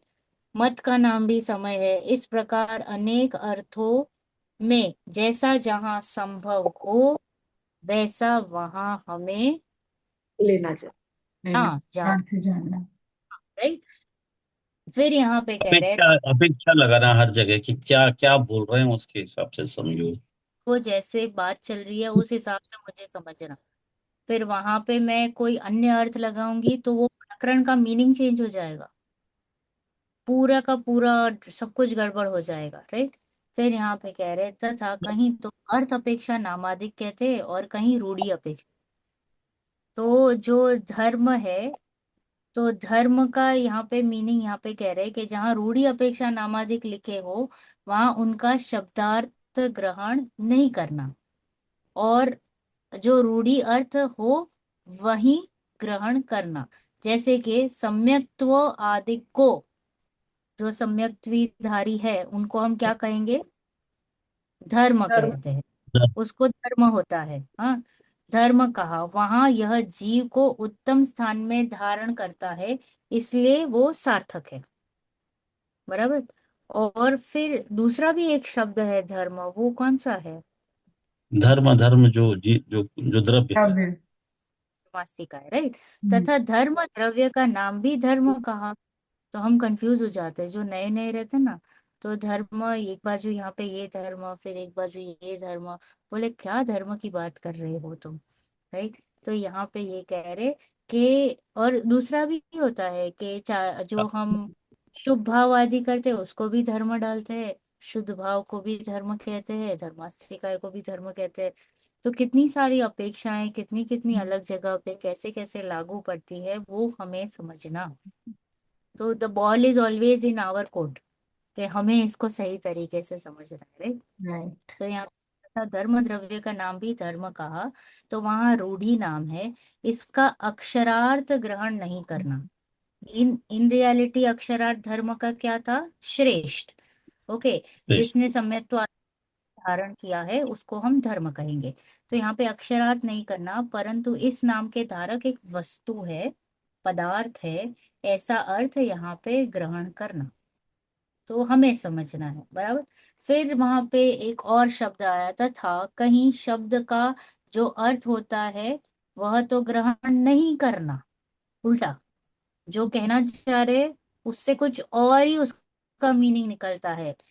परंतु वहां जो प्रयोजन भूत अर्थ है उसका ग्रहण करना। फॉर एग्जाम्पल उन्होंने शब्द लिया नौकशाय, एक मिनट पहले ऊपर का पढ़ लेती हूँ। जैसे कहीं किसी का अभाव कहा हो तो वहां किंचित सद्भाव पाया जाए तो वहां सर्वथा अभाव नहीं ग्रहण करना। जैसे कि हमने जो आगे पढ़ा ना, अज्ञान, हम्म। जो मिथ्या दृष्टि है वो अज्ञान है। तो पूरा का पूरा ज्ञान मतलब ज्ञान का अभाव है ऐसा मुझे ग्रहण नहीं करना। बट वहां पे ये प्रकरण था कि मिथ्यात्व नहीं है और सम्यक्त्व नहीं है, सच्चा ज्ञान नहीं है। राइट। फिर कहीं पे कहा कि सम्यक दृष्टि जीव को क्रोध आदि का अभाव है। हाँ, तो यहाँ पे कषायों का अभाव है। तो ये कहना चाह रहे हैं कि अनंतानुबंधी जितना अभाव है बाकी का सद्भाव है, बाकी का सद्भाव है। तो वैसे मुझे समझना है कि अभाव का हो तो वहां किंचित सद्भाव पाया जाए तो सर्वथा नहीं ग्रहण करना, राइट। फिर सम्यक दृष्टि, देखो ये एग्जांपल आ गया, सम्यक दृष्टि के रागादिक का अभाव कहा, वहां इसी प्रकार अर्थ जानना। पूरे का पूरा उसको राग का अभाव है या नहीं है अतुल जी, सम्यक दृष्टि को। नहीं नहीं, पूरा पूरा नहीं है। कितना और बाकी है? भाई राग राग भी कसाय है और अनंतानुबंधी का सिर्फ अभाव है सम्यक बिल्कुल दृष्टि तो। राइट, बाकी बहुत कुछ बाकी है। तो है राग, बट अनंतानुबंधी की कक्षाएं चली गई है, इसलिए बहुत बड़ा चंक चला गया है, इसलिए हम कहेंगे रागादि का अभाव हो चुका है। राइट, अभिप्राय में पूरा चेंज हो चुका है। अभी जो कुछ भी है सत्ता में जितना पड़ा है उसके साथ डीलिंग करना है। मतलब, और फिर यहाँ पे नो कषाय का एक्चुअल में अर्थ होता है कषायों का निषेध। कषाय का निषेध उसका अर्थ होता है, रियल मीनिंग ऑफ दैट शब्द। बट यहाँ पे कह रहे हैं नो कषाय का यहाँ पे जो शाब्दिक अर्थ है वो ग्रहण नहीं करना, परंतु अन्य अर्थ ग्रहण करना, जो कि है अल्प कषाय, छोटी कषाय। क्रोध मान माया लोभ के कंपैरिजन में ये जो हास्य रति और अति शोक भय जुगुप्सा है वे छोटी कषाय है। राइट, तो वो शब्द वो ग्रहण करना मीनिंग, तो लिटरल मीनिंग लिटरल अंडरस्टैंडिंग हम हमारे हिसाब से बिठा दे वैसे कर। बराबर। फिर यहाँ पे दूसरा है कि किसी युक्ति से कथन किया हो, किसी युक्ति से कथन किया हो। तो जैसे कि यहाँ पे कहा कि धोबी के दृष्टांत पर भाव के त्याग की दृष्टि यावत प्रवृत्ति को प्राप्त नहीं हुई तावत यह अनुभूति प्रकट हुई। उसने जो हमें समय सार में धोबी का जो दृष्टांत था कि दो कपड़े सेम है और धोबी ने गलती से कपड़े एक्सचेंज कर दिए हैं, तो जिसका जो कपड़ा था उसको रियलाइज होता है कि मेरा कपड़ा किसी और के पास पहुंच गया है, तो वो वहां और वो कपड़ा उस दूसरे व्यक्ति ने पहन रखा है, तो उसको जाके बोलता है कि ये तो देख तेरा नहीं है ये मेरा है, और उसको चिन्ह दिखा के उसको रियलाइजेशन कराता है। क्या किया, सिर्फ चिन्ह दिखा के रियलाइज। तो वहां पे शब्द आता है कि उसने वहीं पे त्याग कर दिए कपड़े। तो क्या उसने कपड़े त्याग कर दिए उसके नहीं। सामने? नहीं, उसने अभिप्राय में त्याग कर दिए कि ये कपड़े मेरे नहीं है, आप रुको 5 मिनट बदल के आता हूँ। The meaning was that. अब मैं यहाँ पे शब्द को गलत समझूंगी, तो यहाँ पे मैं ऐसे समझूंगी इंस्टेंटली उसने कपड़े उतार दिए, तो बोले ऐसा नहीं था। अर्थ वो था कि उसके अभिप्राय में चेंजेस हो चुके। तो सेम वे यहाँ पे कहा कि लोक में अगर हम कहते हैं कि वो आया और काम हुआ, ओके, किसी के आने पर काम हुआ, तो हम हमारा सेंटेंस क्या था कि आप आपकी ही देर थी, आप आए आप आए ही नहीं और काम हो गया। आप आए ही नहीं शब्द क्या था, आप आए ही नहीं, मतलब वो क्या वो आए ही नहीं थे? नहीं, उसका यही अर्थ था कि आप आए और काम हुआ, ऐसे। तो वो सेंटेंस में हम लोक व्यवहार में बहुत अच्छे से समझ जाते हैं। हाँ, लोक में हम बहुत कैश बहुत इजीली सब ये सब बातों को यूज करते हैं, इस्तेमाल करते हैं, समझते हैं, कोई समझाने को भी नहीं आता है। एक छोटे से बालक को भी समझा बोलते हैं तो वो समझ जाता है। बट जैसे ही जिनवाणी खोलते हैं तो हमारे पता नहीं कितनी हजारों पट्टियां आ जाती है आंखों पे और दिमाग में, कि हम जो कहना चाहते हैं उसको ना ग्रहण करते हुए कुछ और ही ग्रहण करके बैठ जाते हैं। तो जिनवाणी भी हमारे ही कैजुअल टॉक्स में ही बैठ के बात कर रही है, हम नहीं समझ पा रहे हैं। बात एकदम सरल सी है, जब हम इसको डे टू डे बेसिस पे जब पढ़ते जाते हैं तो हमें क्लिक होता है कि क्या कहना चाह रही है। पढ़िए आगे। यस, मनीषा जी, नहीं अतुल जी ने पढ़ा था ना स्टार्ट, हाँ पढ़िए अतुल जी। तथा जैसे, तथा जैसे कहीं कुछ प्रमाणाधिक कहे हों वहां वही नहीं मान लेना परंतु प्रयोजन हो वह जानना। ज्ञानार्णव में ऐसा कहा है, इस काल में दो तीन सत्पुरुष हैं, सो नियम से इतने ही नहीं है परंतु यहाँ थोड़े हैं, ऐसा प्रयोजन जानना। इसी प्रकार अन्यत्र जानना। इसी रीति सहित और भी अनेक प्रकार शब्दों के अर्थ होते हैं, उनको यथासंभव जानना, विपरीत अर्थ नहीं जानना। तथा जो उपदेश हो उसे यथार्थ पहचान कर जो अपने योग्य उपदेश हो उसे अंगीकार करना। जैसे वैद्यक शास्त्रों में अनेक औषधियां कही हैं, उनको जाने परंतु ग्रहण उन्हीं का करे जिनसे अपना रोग दूर हो। अपने को शीत का रोग हो तो उष्ण औषधि का ही ग्रहण करे, शीतल औषधि का ग्रहण ना करे। यह औषधि औरों को कार्यकारी है ऐसा जाने। उसी प्रकार जैन शास्त्र में अनेक उपदेश हैं, उन्हें जाने परंतु ग्रहण उसी का करे जिनसे अपना विकार दूर हो जाए। अपने को जो विकार हो उसका निषेध करने वाले उपदेश को ग्रहण करे, उसके पोषक उपदेश को ग्रहण न करे, यह उपदेश औरों को कार्यकारी है ऐसा जाने। यह उदाहरण कहते हैं, जैसे शास्त्रों में कहीं निश्चय पोषक उपदेश है, कहीं व्यवहार पोषक उपदेश है। वहां अपने को व्यवहार का आधिक्य हो तो निश्चय पोषक उपदेश का ग्रहण करके यथावत प्रवर्ते, और अपने को निश्चय का आधिक्य हो तो व्यवहार पोषक उपदेश का ग्रहण करके यथावत प्रवर्ते। तथा पहले तो व्यवहार श्रद्धान के कारण आत्मज्ञान से भ्रष्ट हो रहा था, पश्चात व्यवहार उपदेश की ही मुख्यता करके आत्मज्ञान का उद्यम न करे, अथवा पहले तो निश्चय श्रद्धान के कारण वैराग्य से भ्रष्ट होकर स्वच्छंदी हो रहा था, पश्चात निश्चय उपदेश ही की मुख्यता करके विषय कषाय का पोषण करता है। इस प्रकार विपरीत उपदेश ग्रहण करने से बुरा ही होता है। तथा जैसे आत्मानुशासन में ऐसा कहा है कि तू गुणवान होकर दोष क्यों लगाता है, दोषवान होना था तो दोषमय ही क्यों नहीं हुआ। सो यदि जीव आप तो गुणवान हो और कोई दोष लगता हो, तो वहां वह दोष दूर करने के लिए उस उपदेश को अंगीकार करना, तथा आप तो दोषवान हैं और इस उपदेश को ग्रहण करके गुणवान पुरुषों को नीचा दिखलाए तो बुरा ही होगा। सर्व दोषमय होने से तो किंचित दोष रूप होना बुरा नहीं है, इसलिए तुझसे तो वह भला है। तथा यहाँ यह कहा है कि तू दोषमय ही क्यों नहीं हुआ। सो यह तो तर्क किया है कि कहीं सर्व दोषमय होने के अर्थ यह उपदेश नहीं है, तथा यदि गुणवान की किंचित दोष होने पर भी निंदा है तो सर्व दोष रहित तो सिद्ध है। निचली दशा में तो कोई गुण कोई दोष होता ही है। यहाँ बहुत कोई कहे। हाँ। बहुत। तो यहाँ पे कह रहे हैं, तथा जैसे कहीं कुछ प्रमाणाधिक कहे हो, अभी हर एक पैराग्राफ में कुछ कुछ शब्द है स्टार्टिंग में, तथा कहीं तो, तथा कहीं, राइट। तो उसमें वो पैराग्राफ की मुख्यता से बात करेंगे, 3-4 लाइन में आपको समझ, अरे 3-4 वर्ड्स में समझ में आ जाएगा। तो अभी प्रमाणाधिक की बात कर रहे हैं, वहां वही नहीं मान लेना परंतु प्रयोजन हो वह जानना। जैसे कि इस काल में कह दिया 2-3 सत्पुरुष है, तो इसका अर्थ ये था कि कम है, तो मुझे फिर एग्जैक्ट नंबर 2-3 ढूंढते नहीं बैठना और 2-3 ही है ऐसा समझ नहीं लेना। इसका मीनिंग था थोड़े है, राइट। इसी प्रकार अन्यत्र जानना, इसी रीति सहित और भी अनेक प्रकार के शब्द होते हैं।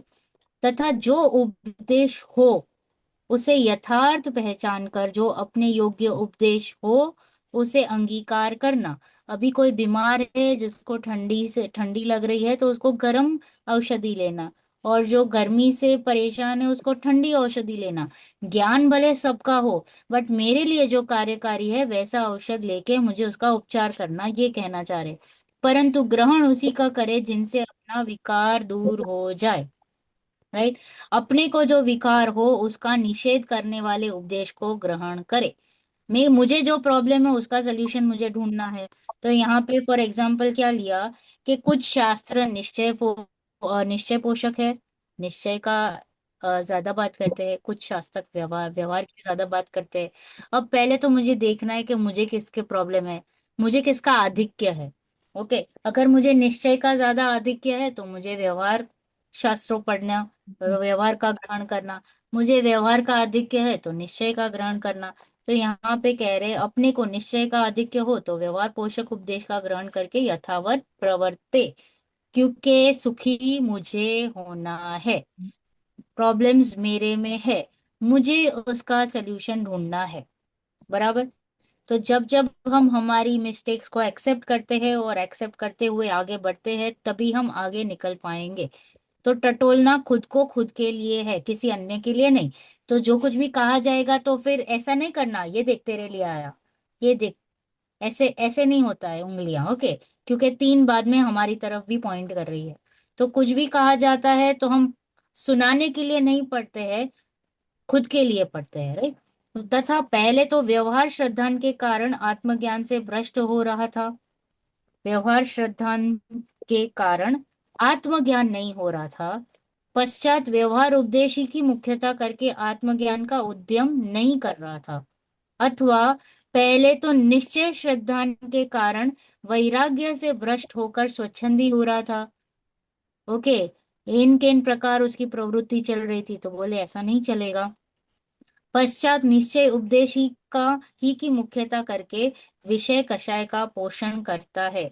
इस प्रकार विपरीत उपदेश ग्रहण करने से क्या होगा? बुराई बुरा होगी। ही होगा। क्या ही होगा?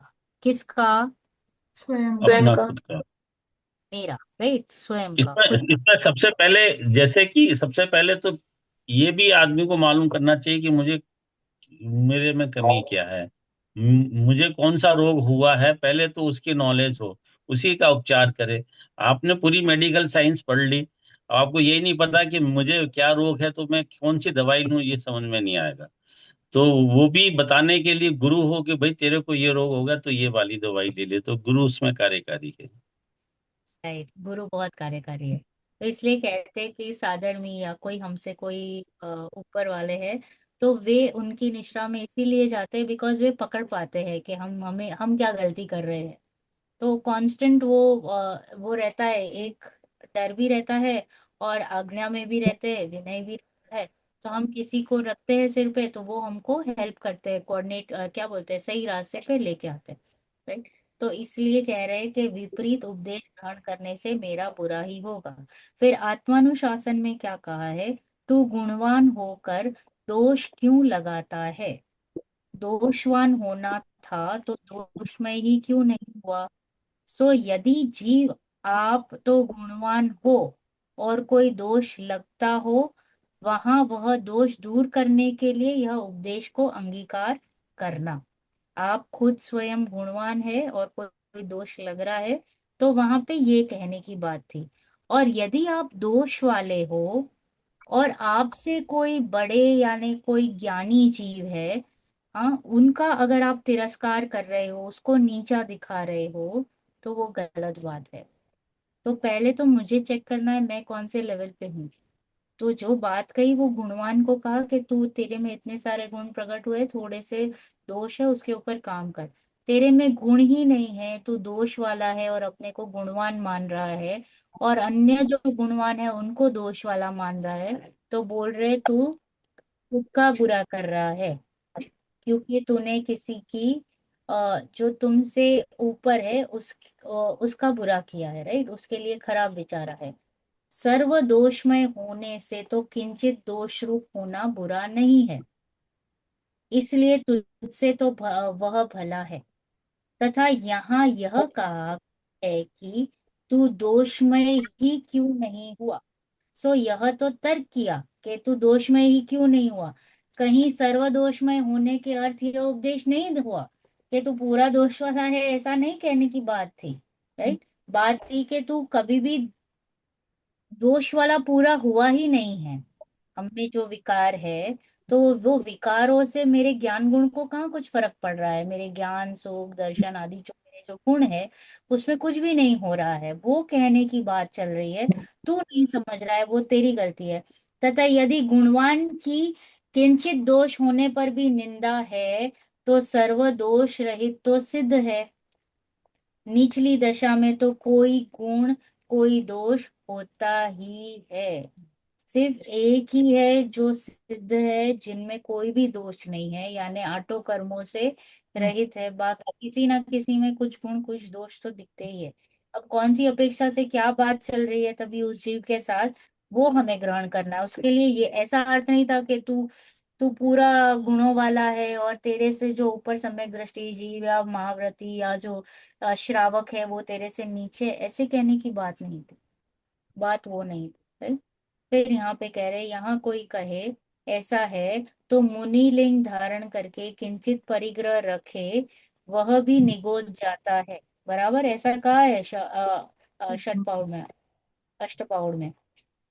तो यहाँ पे उसका अर्थ ये था कि ऊंची पदवी धारण करके उस पद में संभवित नहीं है, ऐसे नीचे कार्य करे तो प्रतिज्ञा भंग आदि होने से महादोष लगता है। प्रतिज्ञा ले लिए उन्हें महाव्रत की, तो और नीची पदवी में वहां संभवित ऐसे गुण दोष हो तो हो, वहां उसका दोष ग्रहण करना योग्य नहीं है, ऐसा जानना। ऊंची पदवी अगर धारण की है तो वहां पे आपको निरतिचार पालन करना है, वहां पे मिस्टेक्स नहीं चलेगी, because you have become an idol. काफी लोग आपको देख रहे हैं, राइट, और वो परंपरा भी बन जाती है। तो ऊंची पदवी वाले को ऐसी कोई भी दोष संभवित नहीं है, क्योंकि एक तो आप काफी लोग आपको देख भी रहे हैं और प्रतिज्ञा भी भंग हो रही है, राइट, दोनों। और नीची पदवी वाले करे तो इट्स ओके, इट्स ओके, अगर वो नीची पदवी वाले हैं और परिग्रह आदि ग्रहण किया तो उसमें इतना दोष नहीं लगता है जितना ऊंची पदवी वाले को, राइट। तथा उपदेश सिद्धांत रत्नमाला में कहा है, अज्ञान अनुसार आज्ञा अनुसार उपदेश देने वाले को क्रोध भी क्षमा का भंडार है। आज्ञा अनुसार उपदेश देने वाले का भी- एक मिनट, हाँ, सॉरी, सॉरी। आज्ञा अनुसार उपदेश देने वाले का क्रोध भी क्षमा का भंडार है, क्योंकि उस उसका अभिप्राय क्या था? अच्छा करने का। अच्छा करने। मम्मी अच्छा करती है तो उसका अभिप्राय बच्चे का बुरा करना था या अच्छा करना था? अच्छा। अच्छा करना। परंतु यह उपदेश वक्ता को ग्रहण करने योग्य नहीं है। इस उपदेश से वक्ता क्रोध करता रहे तो उसका बुरा ही होगा। That doesn't give him the right कि आप गुस्सा करते रहो हम्म। और कंटिन्यू करो, वो नहीं। वहां पे बात ये थी कि अगर आप किसी को, मतलब कोई गलत कर रहा है उसको सीधा, मतलब सही रास्ते पे लेके आने के लिए थोड़ा सा कुछ कह दिया, तो once in a while time it is allowed, but it shouldn't be like कि हाँ मेरे को हक है, ऐसा नहीं, वो बात नहीं थी, राइट। यह उपदेश श्रोताओं के ग्रहण करने योग्य है। ये उपदेश किसके लिए था? श्रोताओं के लिए। श्रोता के लिए, उपदेशदाता के लिए नहीं था, राइट। उपदेशदाता को तो हित मित प्रिय वचन ही बोलने हैं, उसको तो वही उपदेश दिया जाएगा, राइट। कदाचित वक्ता क्रोध करके भी सच्चा उपदेश दे तो श्रोता गुण ही मानेंगे। ओके। इसी प्रकार अन्यत्र जानना। तथा जैसे किसी को अति शीतांग रोग हो, उसके अर्थ अति उष्ण रसादिक औषधियां कही है, राइट। बहुत ठंडी है तो उसको गर्मी वाले दवाइयां दी। उन औषधियों को जिसके दाह हो, वह तुच्छ शीत हो, वह ग्रहण करे तो दुख ही पाएगा। वो औषधियों को जिसको, जो गर्म है, आई मीन जिसको ऑलरेडी। बुखार रहा है, राइट, हाँ, वह तुच्छ शीत हो, थोड़े से ही ठंडी हो, और वो ग्रहण करेगा तो क्या होगा? दुख ही पाएगा। दुखी पाएगा। तो अब देखो आप कौन सी अवस्था में है, उस हिसाब से आप दवाई लीजिए। आप हम्म। एक्सट्रीम शीत हो तो आप एक्सट्रीम उष्ण लीजिए। आप थोड़ा सा ही शीत हो और ज्यादा उष्ण हो तो वो जो शीत की दवाई लेगी उससे और नुकसान होगा आपका। अरे उष्ण दवाई लेंगे तो नुकसान होगा। उसी प्रकार किसी के किसी कार्य की अति मुख्यता हो, उसके अर्थ उसके निषेध का अति खींच कर उपदेश दिया हो, उसे जिसके उस कार्य की मुख्यता न हो, वह थोड़ी मुख्यता हो, वह ग्रहण करे तो बुरा ही होगा। जिसकी जैसे कार्य की मुख्यता हो और उसको वैसा उपदेश दिया जाए। बात चल रही है, मैं सपोज ऐसे ही कैजुअली चार लोग बैठे हैं सभा में और मैं अतुल जी के साथ बात कर रही हूँ, और फिर पीछे से निधि जी आके भी मेरी बात सुन रहे हैं। बात कॉन्वर्सेशन था अतुल जी के साथ, और अतुल जी के साथ पर्सनल लेवल पे मैं कुछ उनको उनसे बात कर रही हूँ, और हमारे वार्तालाप में हम दोनों एक दूसरे को कुछ सल्यूशंस दे रहे हैं। अब वो सल्यूशन निधि जी, जिनको वो कार्यकारी नहीं है, वो अगर लगाएंगे तो निधि जी का बुरा ही होगा, क्योंकि वो सिर्फ उनके लिए था। ओके, वो कस्टमाइज करके उनके लिए एक पैकेज बनाया गया था। अब निधि जी को वो नहीं लागू पड़ रहा है, और निधि जी स्वच्छंदी होके या कोई और अन्यत्र ऐसे बिहेव करेंगे तो इससे उनका ही नुकसान होगा, राइट। अगर सपोज गलती से ऐसा देखा जाए कि मतलब अतुल जी बहुत चार पाँच छह घंटे या 8 घंटे सिर्फ प्रवचन सुन रहे हैं, स्वाद ऐसे ही कर रहे हैं, तो फिर उनको ऐसे ही मैंने ऐसे कैजुअली बात करते करते कह दिया, आप इतना सारा प्रवचन सुन रहे हो, आप चिंतन मनन कर रहे हो या नहीं कर रहे हो? तो बोले नहीं कर रहा हूँ, राइट। बात वहां से स्टार्ट हुई और उनको मैंने कहा इतना प्रवचन मत सुनो, और निधि जी ने बीच में से आके सुन लिया, प्रवचन मत सुनो, और उन्होंने वो उन्होंने ग्रहण कर सुनना लिया। बंद कर दिया। मेन तो मेन दिक्कत तो यही है। अगर मुझे मालूम पड़ जाए कि मेरी प्रॉब्लम क्या है या मुझ में क्या कमियां हैं, तो ये भी गॉड गिफ्टेड है मनुष्य की, मतलब कि अगर उसे पता हो कि ये मेरी कमियां हैं, अगर उसने आइडेंटिफाई कर ली, तो वो उस पर वर्क करना अपने आप शुरू कर देता है। मुख्यतः मेन चीज तो यही है कि आधे से ज्यादा समय तो लोग बोलते हैं मुझे तो कोई प्रॉब्लम ही नहीं है, I am all right. The best, right. I am the best. यहाँ पे कह रहे कि वो ग्रहण करेगा तो बुरा ही होगा। उदाहरण दे रहे, जैसे किसी के शास्त्र अभ्यास की, अरे वाह यही आ गया। जैसे किसी के शास्त्र अभ्यास की अति मुख्यता है और आत्मानुभव का उद्यम ही नहीं है, राइट। उसके अर्थ बहुत शास्त्र अभ्यास का निषेध किया है। उसको कह रहे कि भाई स्टॉप एंड स्टार्ट डूइंग, चिंतन मनन निर्णय, आत्मानुभव की ओर प्रयास करे। तथा जिसके शास्त्र अभ्यास नहीं है, वो थोड़ा है, उसको क्या देंगे उपदेश? शास्त्र अभ्यास करो। शास्त्र उसको छोड़ने का उपदेश नहीं देंगे। और यदि नहीं वो देंगे, छोड़ दे और आत्मानुभव में उपयोग न रहे तो बुरा ही होगा। उसका बुरा नहीं। नहीं भी, क्योंकि उसको पद्धति ही नहीं पता है आत्मानुभव की, तो फिर वो कहाँ से वो आत्मानुभव करेगा, राइट। ओके। ओके, चलो पढ़िए आगे, मनीषा जी। तथा तथा जैसे किसी के यज्ञ स्नानादि द्वारा हिंसा से धर्म मानने की मुख्यता है, उसके अर्थ यदि पृथ्वी उलट जाए तब भी हिंसा करने से पुण्य फल नहीं होता, ऐसा उपदेश दिया है।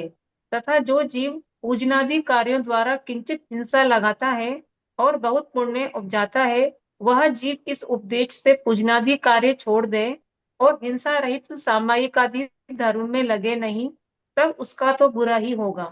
इसी प्रकार अन्यत्र जानना। तथा जैसे कोई औषधि गुणकारी है, परंतु अपने को जब तक उस औषधि से हित हो तब तक उसका ग्रहण करे। यदि शीत मिटने पर भी उष्ण औषधि का सेवन करता ही रहे तो उल्टा रोग होगा। उसी प्रकार कोई धर्म कार्य है, परंतु अपने को जब तक उस धर्म कार्य से हित हो तब तक उसका ग्रहण करे। यदि उच्च दशा होने पर निचली दशा संबंधी धर्म के सेवन में लगे तो उल्टा विकार ही होगा। यहाँ उदाहरण, जैसे पाप मिटाने के अर्थ प्रतिक्रमणादि धर्म कार्य कहे हैं, परंतु आत्मानुभव होने पर प्रतिक्रमणादि का विकल्प करे तो उल्टा विकार बढ़ेगा। इसी से समय सार में प्रतिक्रमणादि को विष कहा है। तथा जैसे अव्रति को करने योग्य प्रभावनादि धर्म कार्य कहे हैं, उन्हें व्रती होकर करे तो पाप ही बांधेगा। व्यापारादि आरंभ छोड़कर चैत्यादि कार्यों का अधिकारी हो, यह कैसे बनेगा। इसी प्रकार अन्यत्र भी जानना। तथा जैसे पाकादिक औषधियां पुष्टिकारी है, परंतु ज्वरवान उन्हें ग्रहण करे तो महादोष उत्पन्न हो, उसी प्रकार ऊंचा धर्म बहुत भला है, परंतु अपने विकार भाव दूर न हो और उच्च धर्म का ग्रहण करे तो महान दोष उत्पन्न होगा। यहाँ उदाहरण, जैसे अपना अशुभ विकार भी नहीं छूटा हो और निर्विकल्प दशा को अंगीकार करे तो उल्टा विकार बढ़ेगा। तथा भोजनादि विषयों में आसक्त हो और आरंभ त्यागादि धर्म को अंगीकार करे तो दोष ही उत्पन्न होगा। तथा जैसे व्यापारित करने का विकार तो छूटे नहीं और त्याग के भेष रूप धर्म अंगीकार करे तो महान दोष उत्पन्न होगा। इसी प्रकार अन्यत्र जानना। इसी प्रकार और भी सच्चे विचार से उपदेश को यथार्थ जानकर अंगीकार करना। बहुत विस्तार कहाँ तक कहें, अपने को सम्यक ज्ञान होने पर स्वयं ही को यथार्थ भाषित होता है। उपदेश तो वचनात्मक है तथा वचन द्वारा अनेक अर्थ युगपत नहीं कहे जाते, इसलिए उपदेश तो एक ही अर्थ की मुख्यता सहित होता है। तथा पॉज, जिस अर्थ पॉज, तथा जैसे किसी के यज्ञ स्नान आदि द्वारा हिंसा से धर्म मानने की मुख्यता है। तो यज्ञ स्नान आदि में तो एक तो बहुत हिंसा भी होती है और गलत मान्यता भी हो रही है, राइट, मिथ्या तो भी पुष्टि हो रहा है। तो इसलिए वहां पे क्या कह दिया कि यदि पृथ्वी उलट जाए तब भी हिंसा करने से पुण्य फल नहीं होगा, नहीं ऐसा। तो उपदेश वहां दिया। पे बेसिक पॉइंट ये था कि यज्ञ स्नान आदि करने से आपको कोई भी पुण्य फल नहीं मिलेगा, राइट। ऐसी हिंसा करोगे तो पुण्य फल नहीं होगा। अब ये शब्द सुनकर जो सच्चे देव शास्त्र की पूजन आदि कार्यों में वो लगा है और वहां पे किंचित हिंसा हो रही है, तो वो क्या, अगर उसने वो ग्रहण किया कि बहुत एक्चुअल में तो ये छोटी हिंसा हो रही है, पूजन आदि कर रहे हैं तो हिंसा तो हो रही है, बट कम हिंसा हो रही है, सामने पुण्य ज्यादा है। बट यह जीव क्या करेगा, ऊपर का उपदेश ग्रहण कर लेगा। क्या उपदेश ग्रहण किया कि पूजन आदि हिंसा। कार्यों में पुण्य फल नहीं होता है, हिंसा आदि होती है, बराबर, ऐसा उसने ग्रहण कर लिया। तो बोलो अभी क्या गड़बड़ हो जाएगी। पूजन आदि छोड़ देगा वो। पूजन आदि छोड़ देगा और भाव में वैसे भी उसका मन नहीं लगेगा, शुभ में नहीं लगेगा तो कहाँ जाएगा जीव, अशुभ में। अशुभ में। शुभ में। जाएगा। तो बोलो अशुभ कार्यकारी है, नो। नहीं। उसका नहीं। बुरा होगा, बुरा ही होगा उसको। बहुत बुरा होगा, राइट। इसलिए हमें समझना क्या कहना चाह रहे हैं। हम्म। बात थी कि वहां पे बहुत बड़ा पाप हो रहा था, वहां पे मिथ्यात्व का पाप चल रहा था। यहाँ पे तो सच्चे देव शास्त्र गुरु की पूजा चल रही है, पाप है, हिंसा हो रही है, but it is very minuscule, सामने पुण्य का उपार्जन भी ज्यादा है ना, पुण्य ज्यादा है। तो बोले तुमने ये तो छोड़ दिया और तुम और तो कहीं शुभ में लगने नहीं वाले हो, सामायिक आदि करने नहीं वाले हो। तो बोलो कहाँ जाओगे, अशुभ में जाओगे, अशुभ में जाओगे तो बुरा ही होगा। इस प्रकार अन्यत्र जाना। तथा जैसे कोई औषधि गुणकारी है, परंतु अपने को जब तक औषधि की जरूरत हो तब तक ही खाना के खाते ही रहना लाइफ टाइम, जब तक नहीं, जरूरत। तो जब जब जब रोग दूर हो जाए तो बंद कर देना। राइट। अगर किसी को व्यवहार का उपदेश दिया हो तो वो कब तक करना उसको, लाइफ टाइम तो नहीं। आपके अंदर नहीं जा पाता। की बात है हाँ। ना। व्यवहार से फिर निश्चय की ओर लेके जाएंगे, निश्चय से फिर उसको शुद्ध की ओर। तो बात है कि अशुभ से शुभ, शुभ से शुद्ध, ऊंचे चढ़ने की बात है। वो तो कंटिन्यूस फिर अटक जाए शुभ में तो गड़बड़। गड़बड़। हाँ। वहीं अटका है। यदि शीत मिटने पर भी उष्ण औषधि का सेवन करता रहे तो उल्टा रोग होगा, व्यवहाराभासी हो जाएगा, शुभ वाला हो जाएगा, पुण्य वाला, अश्रव वाला, बेसिकली, राइट। तो बंध का कारण ही होएगा। उसी प्रकार कोई धर्म कार्य है, परंतु अपने को जब तक उस धर्म कार्य से हित हो तब तक उसका ग्रहण करे। यदि उच्च दशा होने पर निचली दशा संबंधी धर्म के सेवन में लगे रहेगा तो उसका बुरा ही होगा, राइट। फिर यहाँ पे उदाहरण दिया, जैसे पाप मिटाने के अर्थ प्रतिक्रमण आदि धर्म कार्य कहे हैं, यस, परंतु आत्मानुभव होने पर प्रतिक्रमण आदि का विकल्प करे तो उल्टा विकार बढ़ेगा। यानी प्रतिक्रमण आदि शुभ भाव है, शुद्ध भाव आत्मानुभव है, राइट। तो वो जो शुभ भाव है, शुभ भाव विल बी हेल्पफुल कब, कि आपका कषाय मंद हो रहा है। मंद कषाय जब मंद होता है तो जीव की पात्रता बढ़ जाती है और चांसेस है कि उसको आत्मानुभूति हो जाए, राइट। वो उस लिए था।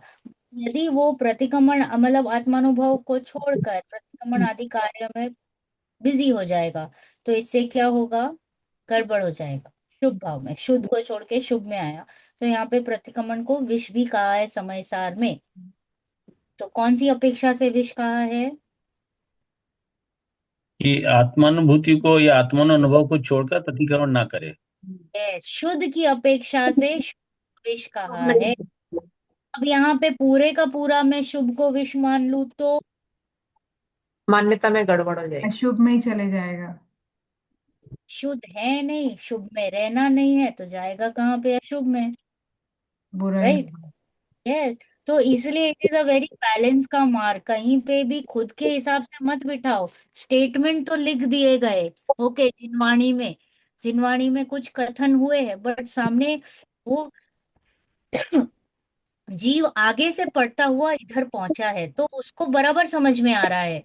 आपने बीच में से आज मन हुआ आज मैं ये ले लेता हूँ, और गाथा में कुछ ऐसा प्रकरण आ गया जो हमें हजम नहीं हो, तो फिर वो हजम ना होने के चक्कर में डायरिया हो जाता है, राइट। ऐसा हो जाता है, इसलिए इट इज वेरी इंपॉर्टेंट कि what we are studying, understanding, grasping and putting it into use. थोड़ी भी गड़बड़ यहाँ पे नहीं चलेगी। It is as good as तलवार पे चल रहे हो, ओके। तलवार पे चल रहे हो, अगर थोड़ी सी भी मिस्टेक करी तो कटेगा सिर तो मेरा, अन्य का नहीं, राइट। तथा जैसे अव्रति को करने योग्य क्या कहा, प्रभाव ना आदि। अव्रति को यानी सम्यक दृष्टि जो अव्रति जीव है, उसको कह के कि धर्म कार्य में लगो, शुभ कार्य में लगो, प्रभाव ना आदि करो। उन्हें व्रती होकर करेगा तो पाप ही बांधेगा। यानी महाव्रत आदि जो होते हैं, वे कहाँ से ये करेंगे, क्या बोले, प्रभावना आदि में, दे आर नॉट, उनको टाइम ही नहीं है, अपने वे में। शुद्ध वो में तो ही। अपने आत्मानुभाव में लगे रहेंगे। हाँ, बस। तो ये तो के लिए टाइम नहीं है, वो हो जाए तो हो जाए। बाकी बुद्धिपूर्वक या एक विकल्प करके ऐसा करते नहीं है, राइट, ऐसा। उन्हें व्रती होकर करे इसीलिए तो। इसीलिए मुनि महाराज वगैरह को मतलब मंदिर बनवाने में लगते हैं, तो वो मतलब फिर ये बोलते हैं ये उनके योग्य कार्य नहीं है। गृहस्थ लोग मंदिर बनवाए तो धर्मशाला बनवाए तो सही है। सही है। तो यही बात है, व्यापार आदि आरंभ छोड़कर चैत्यालय आदि कार्यों का अधिकारी हो, यह कैसे बनेगा, इसी प्रकार अन्यत्र भी जानना है? फिर यहाँ पे कहा तथा जैसे पाकादिक औषधियां पुष्टिकारक है, ओके, परंतु ज्वरवान उन्हें ग्रहण करे तो महादोष उत्पन्न हो।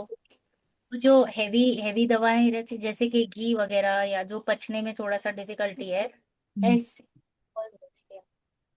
वाटर बेटा। हम्म। जैसे पाकादिक औषधियां पुष्टिकारक है, परंतु ज्वरवान उन्हें ग्रहण करे तो महादोष उत्पन्न, उसी प्रकार ऊंचा धर्म बहुत भला है, ऊंचा धर्म बहुत भला है, परंतु अपने विकार भाव दूर न हो और ऊंचे धर्म का ग्रहण करे तो महान दोष उत्पन्न होगा। वैसे तो ऊंचा धर्म ही कार्यकारी है, परंतु यदि हमारे में कोई दोष है और उसको टैकल नहीं कर रहे हैं और ऊंची ओर जा रहे हैं, तो वो बार बार आएगा वो दोष के सामने, आप नहीं वो संभल पाओगे, राइट। अगर मिथ्यात्व है और आप डायरेक्ट व्रत महाव्रत आदि ले रहे हो, तो वो कैसे वो संभलेगा, नहीं संभल पाएगा, राइट। यहाँ उदाहरण है, जैसे अपना अशुभ विकार भी नहीं छूटा हो और निर्विकल्प दशा को अंगीकार करे तो उल्टा विकार बढ़ेगा। वितरागता, सपोज फॉर एग्जाम्पल ले लो ना, कि वितरागता नहीं और केवल ज्ञान हो तो, बहुत मुश्किल हो समझ रहे हो, जाएगी। विकार गया नहीं है, हाँ, और केवल ज्ञान प्रकट हुआ, तो वो उसको नहीं संभाल पाएगा, राइट। वैसी बात है दुनिया ये भर के सभी जीवों में किसको क्या हो रहा है किसको क्या नहीं हो रहा है उसी में उलझ जाएगा, और महादुखी होगा वो अगर बीत रखता नहीं हुई तो। Exactly. जैसे अपना अशुभ विकार भी नहीं छूटा हो और निर्विकल्प दशा को अंगीकार करे तो उल्टा विकार बढ़ेगा, तथा भोजन आदि विषयों में आसक्त हो और आरंभ त्याग आदि धर्मों को अंगीकार करे तो दोष ही उत्पन्न होगा। देखो ना आपकी आप कौन से स्टेज पे हो, एक्सेप्ट कर लो उसको, कि हाँ मुझे भूख लगती है, मेरे को इतनी इतनी वीकनेस है, या राइट, चेक करो ना अपने आप को, डे टू डे हम चेक तो कर ही सकते हैं। जब आप उपवास आदि करते हो, एकाशन आदि करते हो, तो वो चेकिंग पॉइंट्स रहते हैं कि मेरे में अभी कितना राग बचा है, क्या मेरी प्रवृत्ति अभी भी बाहर की ओर जा रही है। वो चेकिंग पॉइंट्स रहते हैं, वो तप मुनिराज वगैरह क्यों करते हैं, व्रति या अव्रति या मुनिराज, वो चेक करने के लिए कि कितना राग बाकी है, क्या मैं एक्सेप्ट कर, मतलब वो जा पा रहा हूँ आगे, नहीं तो उसको, उसके साथ लड़ते नहीं है, उसको फिर बाद में उसके साथ डील करते हैं, उसको कैसे फिर जाना, हम क्या करते हैं कि डायरेक्ट कषाय नहीं होनी चाहिए। अरे ऐसे कैसे, ऐसे कैसे तुम डायरेक्ट वो कषायों से मारकूट कर रहे हो, ऐसे नहीं होता है, you can not do that. तो जैसे व्यापार आदि करने का विकार तो छूटे नहीं, और त्याग के भेष रूप धर्म अंगीकार तो महान दोष उत्पन्न होगा। इसी प्रकार अन्यत्र जानना, जैसे जो स्थिति में हम है वैसे कार्य के ही रहेंगे। जो अवस्था में हम है, गृहस्थ अवस्था में है, तो हमें उस हिसाब के कार्य हम करेंगे और करते दिखाई देंगे। You can not run away from them. हम ऐसे नहीं कर सकते कि गृहस्थ होके आग बंद करके एक रूम में पड़े रहेंगे। ऐसे नहीं होता है, उसमें द्वेष बुद्धि होती है। जब बच्चे नहीं मानते हैं और हम कहते हैं कि हम तो बस कुछ देखते देखते नहीं है, हम तो बस अपनी साधना में है, वो कहने का अर्थ ये था कि भाई तेरे बच्चे तेरे सुनते नहीं है और इसलिए तू चुपचाप उस कोने में बैठा है। तो वहां पे वो द्वेष कर रहा है बच्चों के प्रति। तो ऐसे धर्म नहीं होता है। It is a way of living, art of living है धर्म। जब जीव करता है तो सब ऐसे रिस्पॉन्सिबिलिटीज छोड़ छाड़ के वो नहीं आएगा। ओवरडू नहीं करेगा, रिस्पॉन्सिबिलिटी करता है बट ओवर नहीं करता है। डिफरेंस है उसमें। वो अपनी पूरी सारी सिस्टम्स को सेट करता है बट कहीं पे ओतप्रोत होके नहीं करेगा, ओवर नहीं करेगा। एक मर्यादा पूर्वक लिमिट बांध के वो करता है। तो कभी भी धर्म में जब जीव लगता है तो पूरे परिवार को ऐसे छोड़ छाड़ के निकल जाना, that is now not how it is suppose to be. अगर कोई बीमार है घर पे, उसको एड्रेस करो, उसके साथ रहो, उसको ठीक करो। आप उसको छोड़ के वहां जाओगे तो क्लेश घर पे बहुत अप डाउन हो जाता है। और फिर तब आप कहाँ संभलोगे, आपके पास स्वाध्याय का टाइम ही नहीं होगा। तो इट इज बेटर कि यहाँ पे भी बैलेंस करके रखो, तो यहाँ पे मन शांत रहेगा तो ऑटोमेटिक स्वाध्याय का टाइम मिलेगा। कभी भी क्लेश पूर्वक वैसे ही स्वाध्याय नहीं होता है, नहीं हो पाएगा, राइट। फिर यहाँ पे कह रहे हैं कि इसी प्रकार और भी सच्चे विचार से उपदेश को यथार्थ जानकर अंगीकार करना। बहुत विस्तार कहाँ तक कहे, अपने को सम्यक ज्ञान होने पर स्वयं ही यथार्थ भाषित होता है। उपदेश तो वचनात्मक है तथा वचन द्वारा अनेक अर्थ युगपत नहीं कहे जाते, इसलिए उपदेश तो एक ही अर्थ की मुख्यता से होती है। कोई भी एक की बात चलती है, वाणी की लिमिटेशंस है। कहना चाहते हैं बहुत कुछ बट क्रम से ही कहा जाएगा। पढ़िए आगे। आंटी मनी, आंटी आप पढ़ेंगे। हम्म।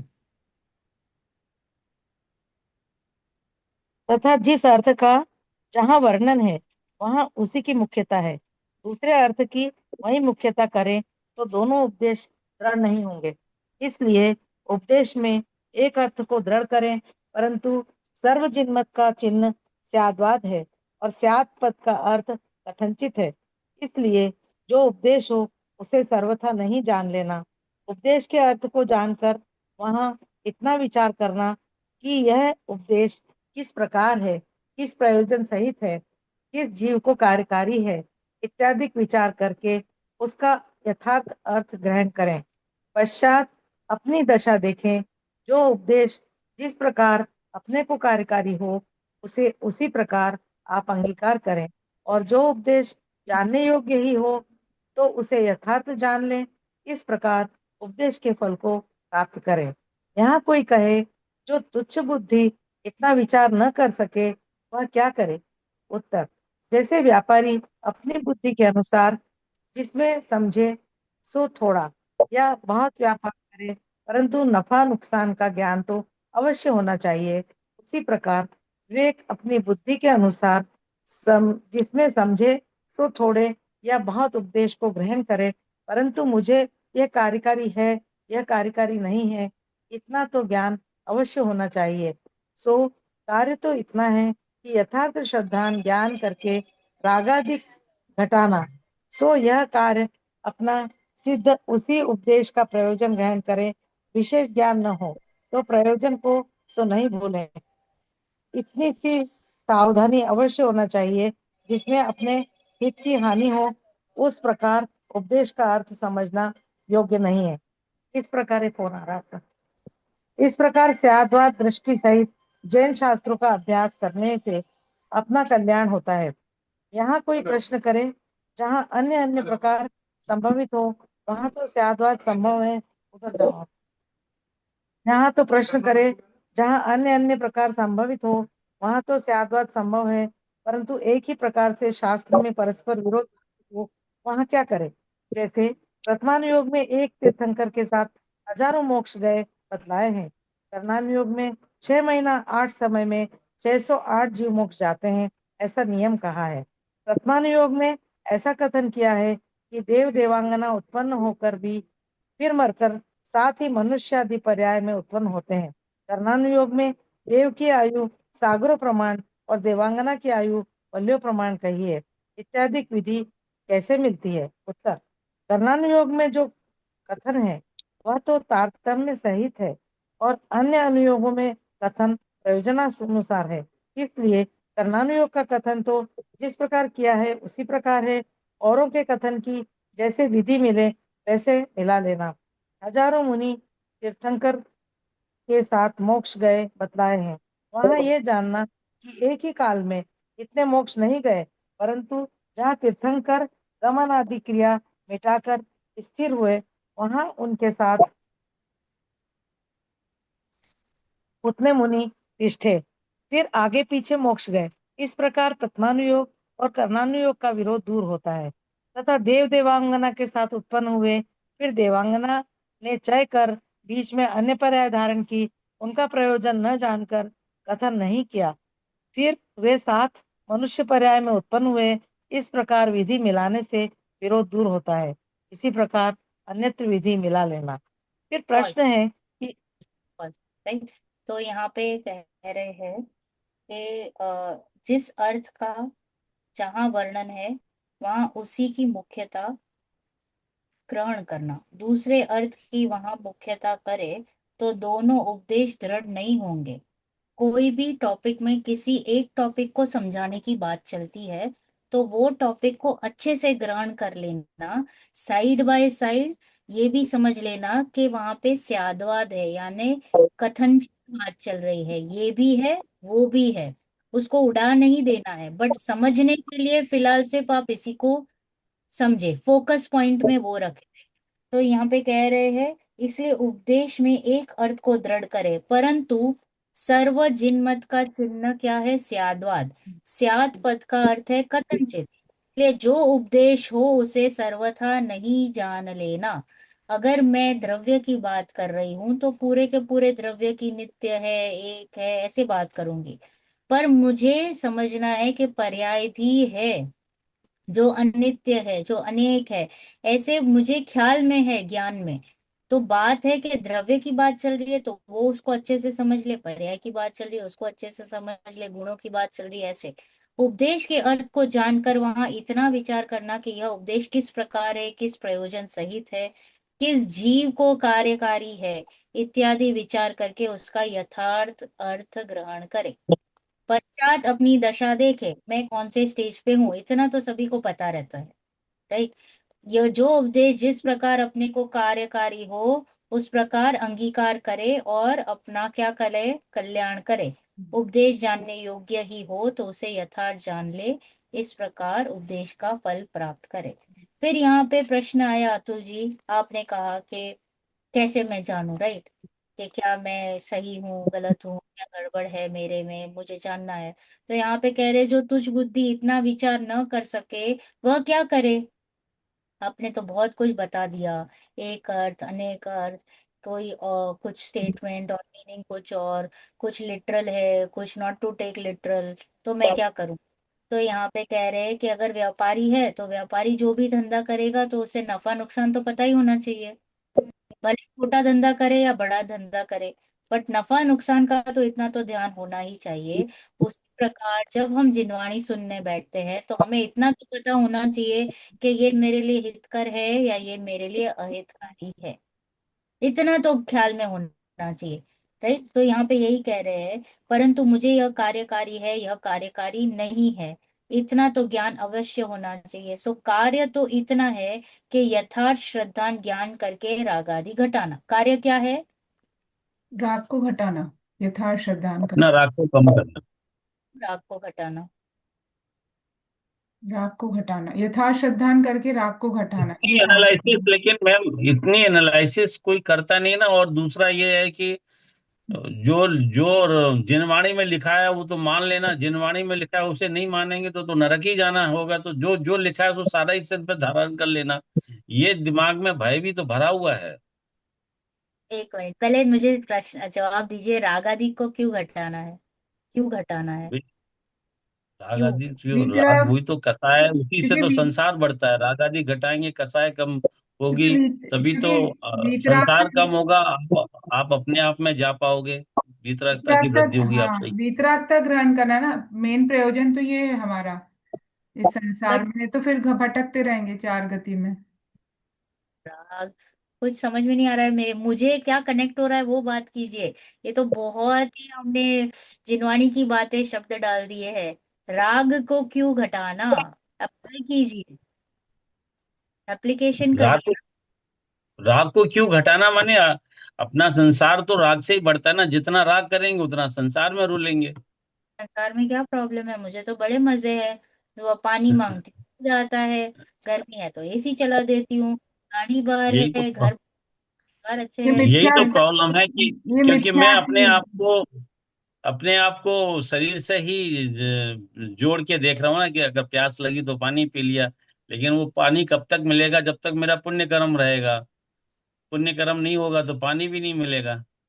से प्रॉब्लम क्या हो रही है? कुछ प्रॉब्लम तो नहीं हो रही है मुझे। आप राग को घटाने की बात कर रहे हो, बट राग से प्रॉब्लम क्या हो रही है? आई विल, मैं हिंट दूं। हाँ। राग से क्या हो रही है? कषाय हो रही है। दुख होता है। मिथ्यात्व बैठा हुआ है ना, अनंतानुबंधी। है। दुख। जिसको दुख लगेगा वही तो सुख आएगा। तो मुझे राग को क्यों घटाना है? क्योंकि वो दुखदायक है। दुखमयी। राग दुखमयी, और क्योंकि संकल्प विकल्प उत्पन्न होते रहेंगे, वो तो राग की वजह से। हम है ना, वो कनेक्ट नहीं कर रहे कि वो दुख का कारण है। जब तक हम उसको कनेक्ट नहीं करेंगे दुख का कारण, हम सिर्फ ऐसे शब्दों में रहेंगे। हमें अभी एक स्टेप आगे जाना है। एक्चुअल में जो कषाय है, जो कषाय हो रही है मेरे लाइफ में, उसको कनेक्ट करना है। क्या वे डायरेक्टली मुझे दुख दे रही है या नहीं? जब तक मैं वो निर्णय नहीं करूंगी, मुझे तो कषाय वैसे ही अच्छी लगती है, मैं उसके ऊपर आई विल नॉट बॉदर। चल रही है, चलने दो। दुख हो रहा है बट मैं उसका निर्णय नहीं कर रही हूँ कि ये है रीजन मेरे दुख का। अभी मेरे दुखों का कारण क्या है पता है? कर्म है, संयोग है, वो लोग है, परिस्थितियां है। वो है मेरे दुख का कारण, राइट? अभी मैंने क्या मान रखा है? सही बात है, यही मान रखा है। मेरे कर्म, चाहे जैसा काम नहीं हो रहा। लोगों को माना है, संयोगों को माना है, परिस्थितियों को माना है। बट जब मैं घटाऊंगी तब मुझे समझेगा ना कि रियल में तो जो मेरी कषाय है वो मेरे दुख का कारण है। वहां तक तो आना है कि नहीं आना है?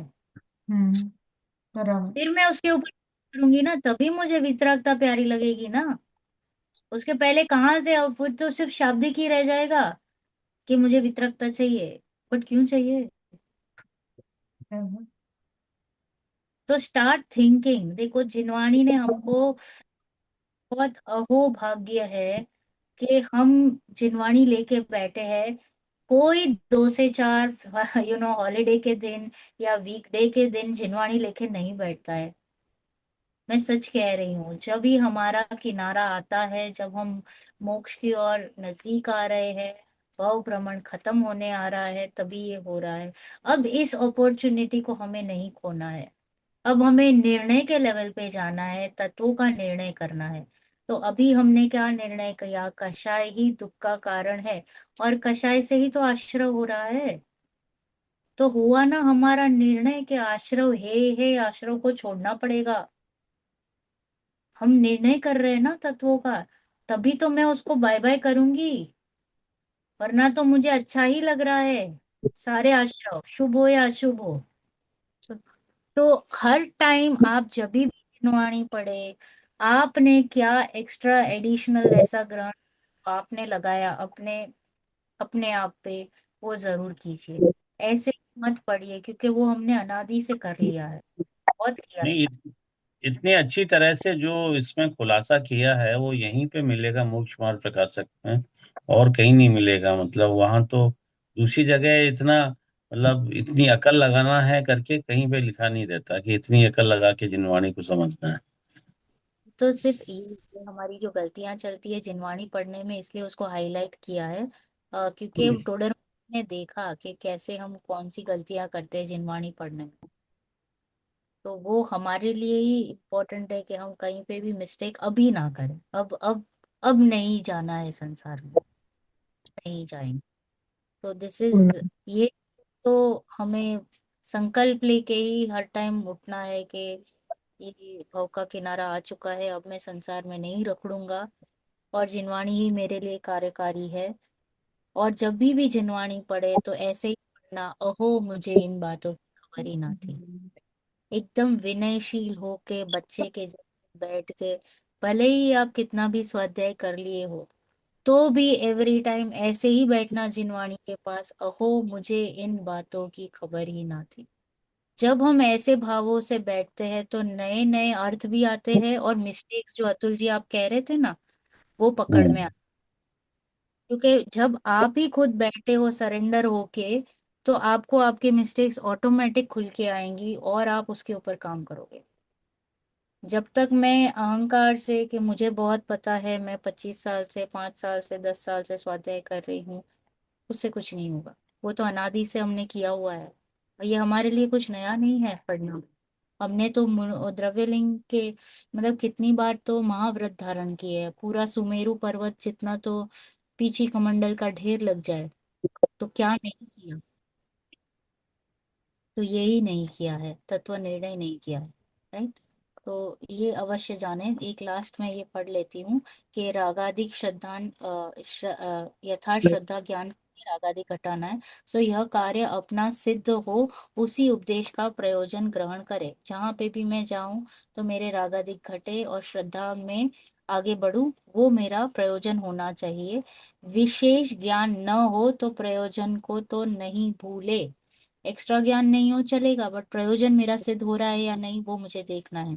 इतना तो सावधानी अवश्य होना चाहिए। जिसमें अपनी हित की हानि हो, उस प्रकार उपदेश का अर्थ समझना योग्य नहीं है, राइट। इस प्रकार स्याद व दृष्टि सहित जैन शास्त्रों का अभ्यास करने से अपना कल्याण होता है। चलो, आगे का प्रकरण, and we start with Tattvartha सूत्र इन द नेक्स्ट क्लास। तो आगे आई थिंक आधे आधे घंटे में हो जाना चाहिए, फिर तत्वार्थ सूत्र स्टार्ट करेंगे नेक्स्ट फ्राइडे से। किसी को कोई प्रश्न इसकी समरी, अनुभूति जी आप ले लीजिएगा, क्योंकि क्लास भी आपकी समरी रह गई थी। और अभी कल्पना आंटी नेक्स्ट नेक्स्ट क्लास की हाँ, समरी आप लीजिएगा, ठीक है। तो नेक्स्ट जब क्लास की मतलब तत्वार्थ अब सूत्र जब जो, हम करेंगे तो अच्छा उसकी समरी, उसका, है ना। ओके, ठीक है। चलो जिनवाणी तो ले उसकी ले। तो मतलब उस क्लास के बाद ही होगी ना नेक्स्ट। हाँ, बट मैं अभी से ही आपको मतलब बोल दे रही हूँ हाँ, ताकि आप ठीक है। Thank you. निज निज निज में बताए, यह अनंत उपकार।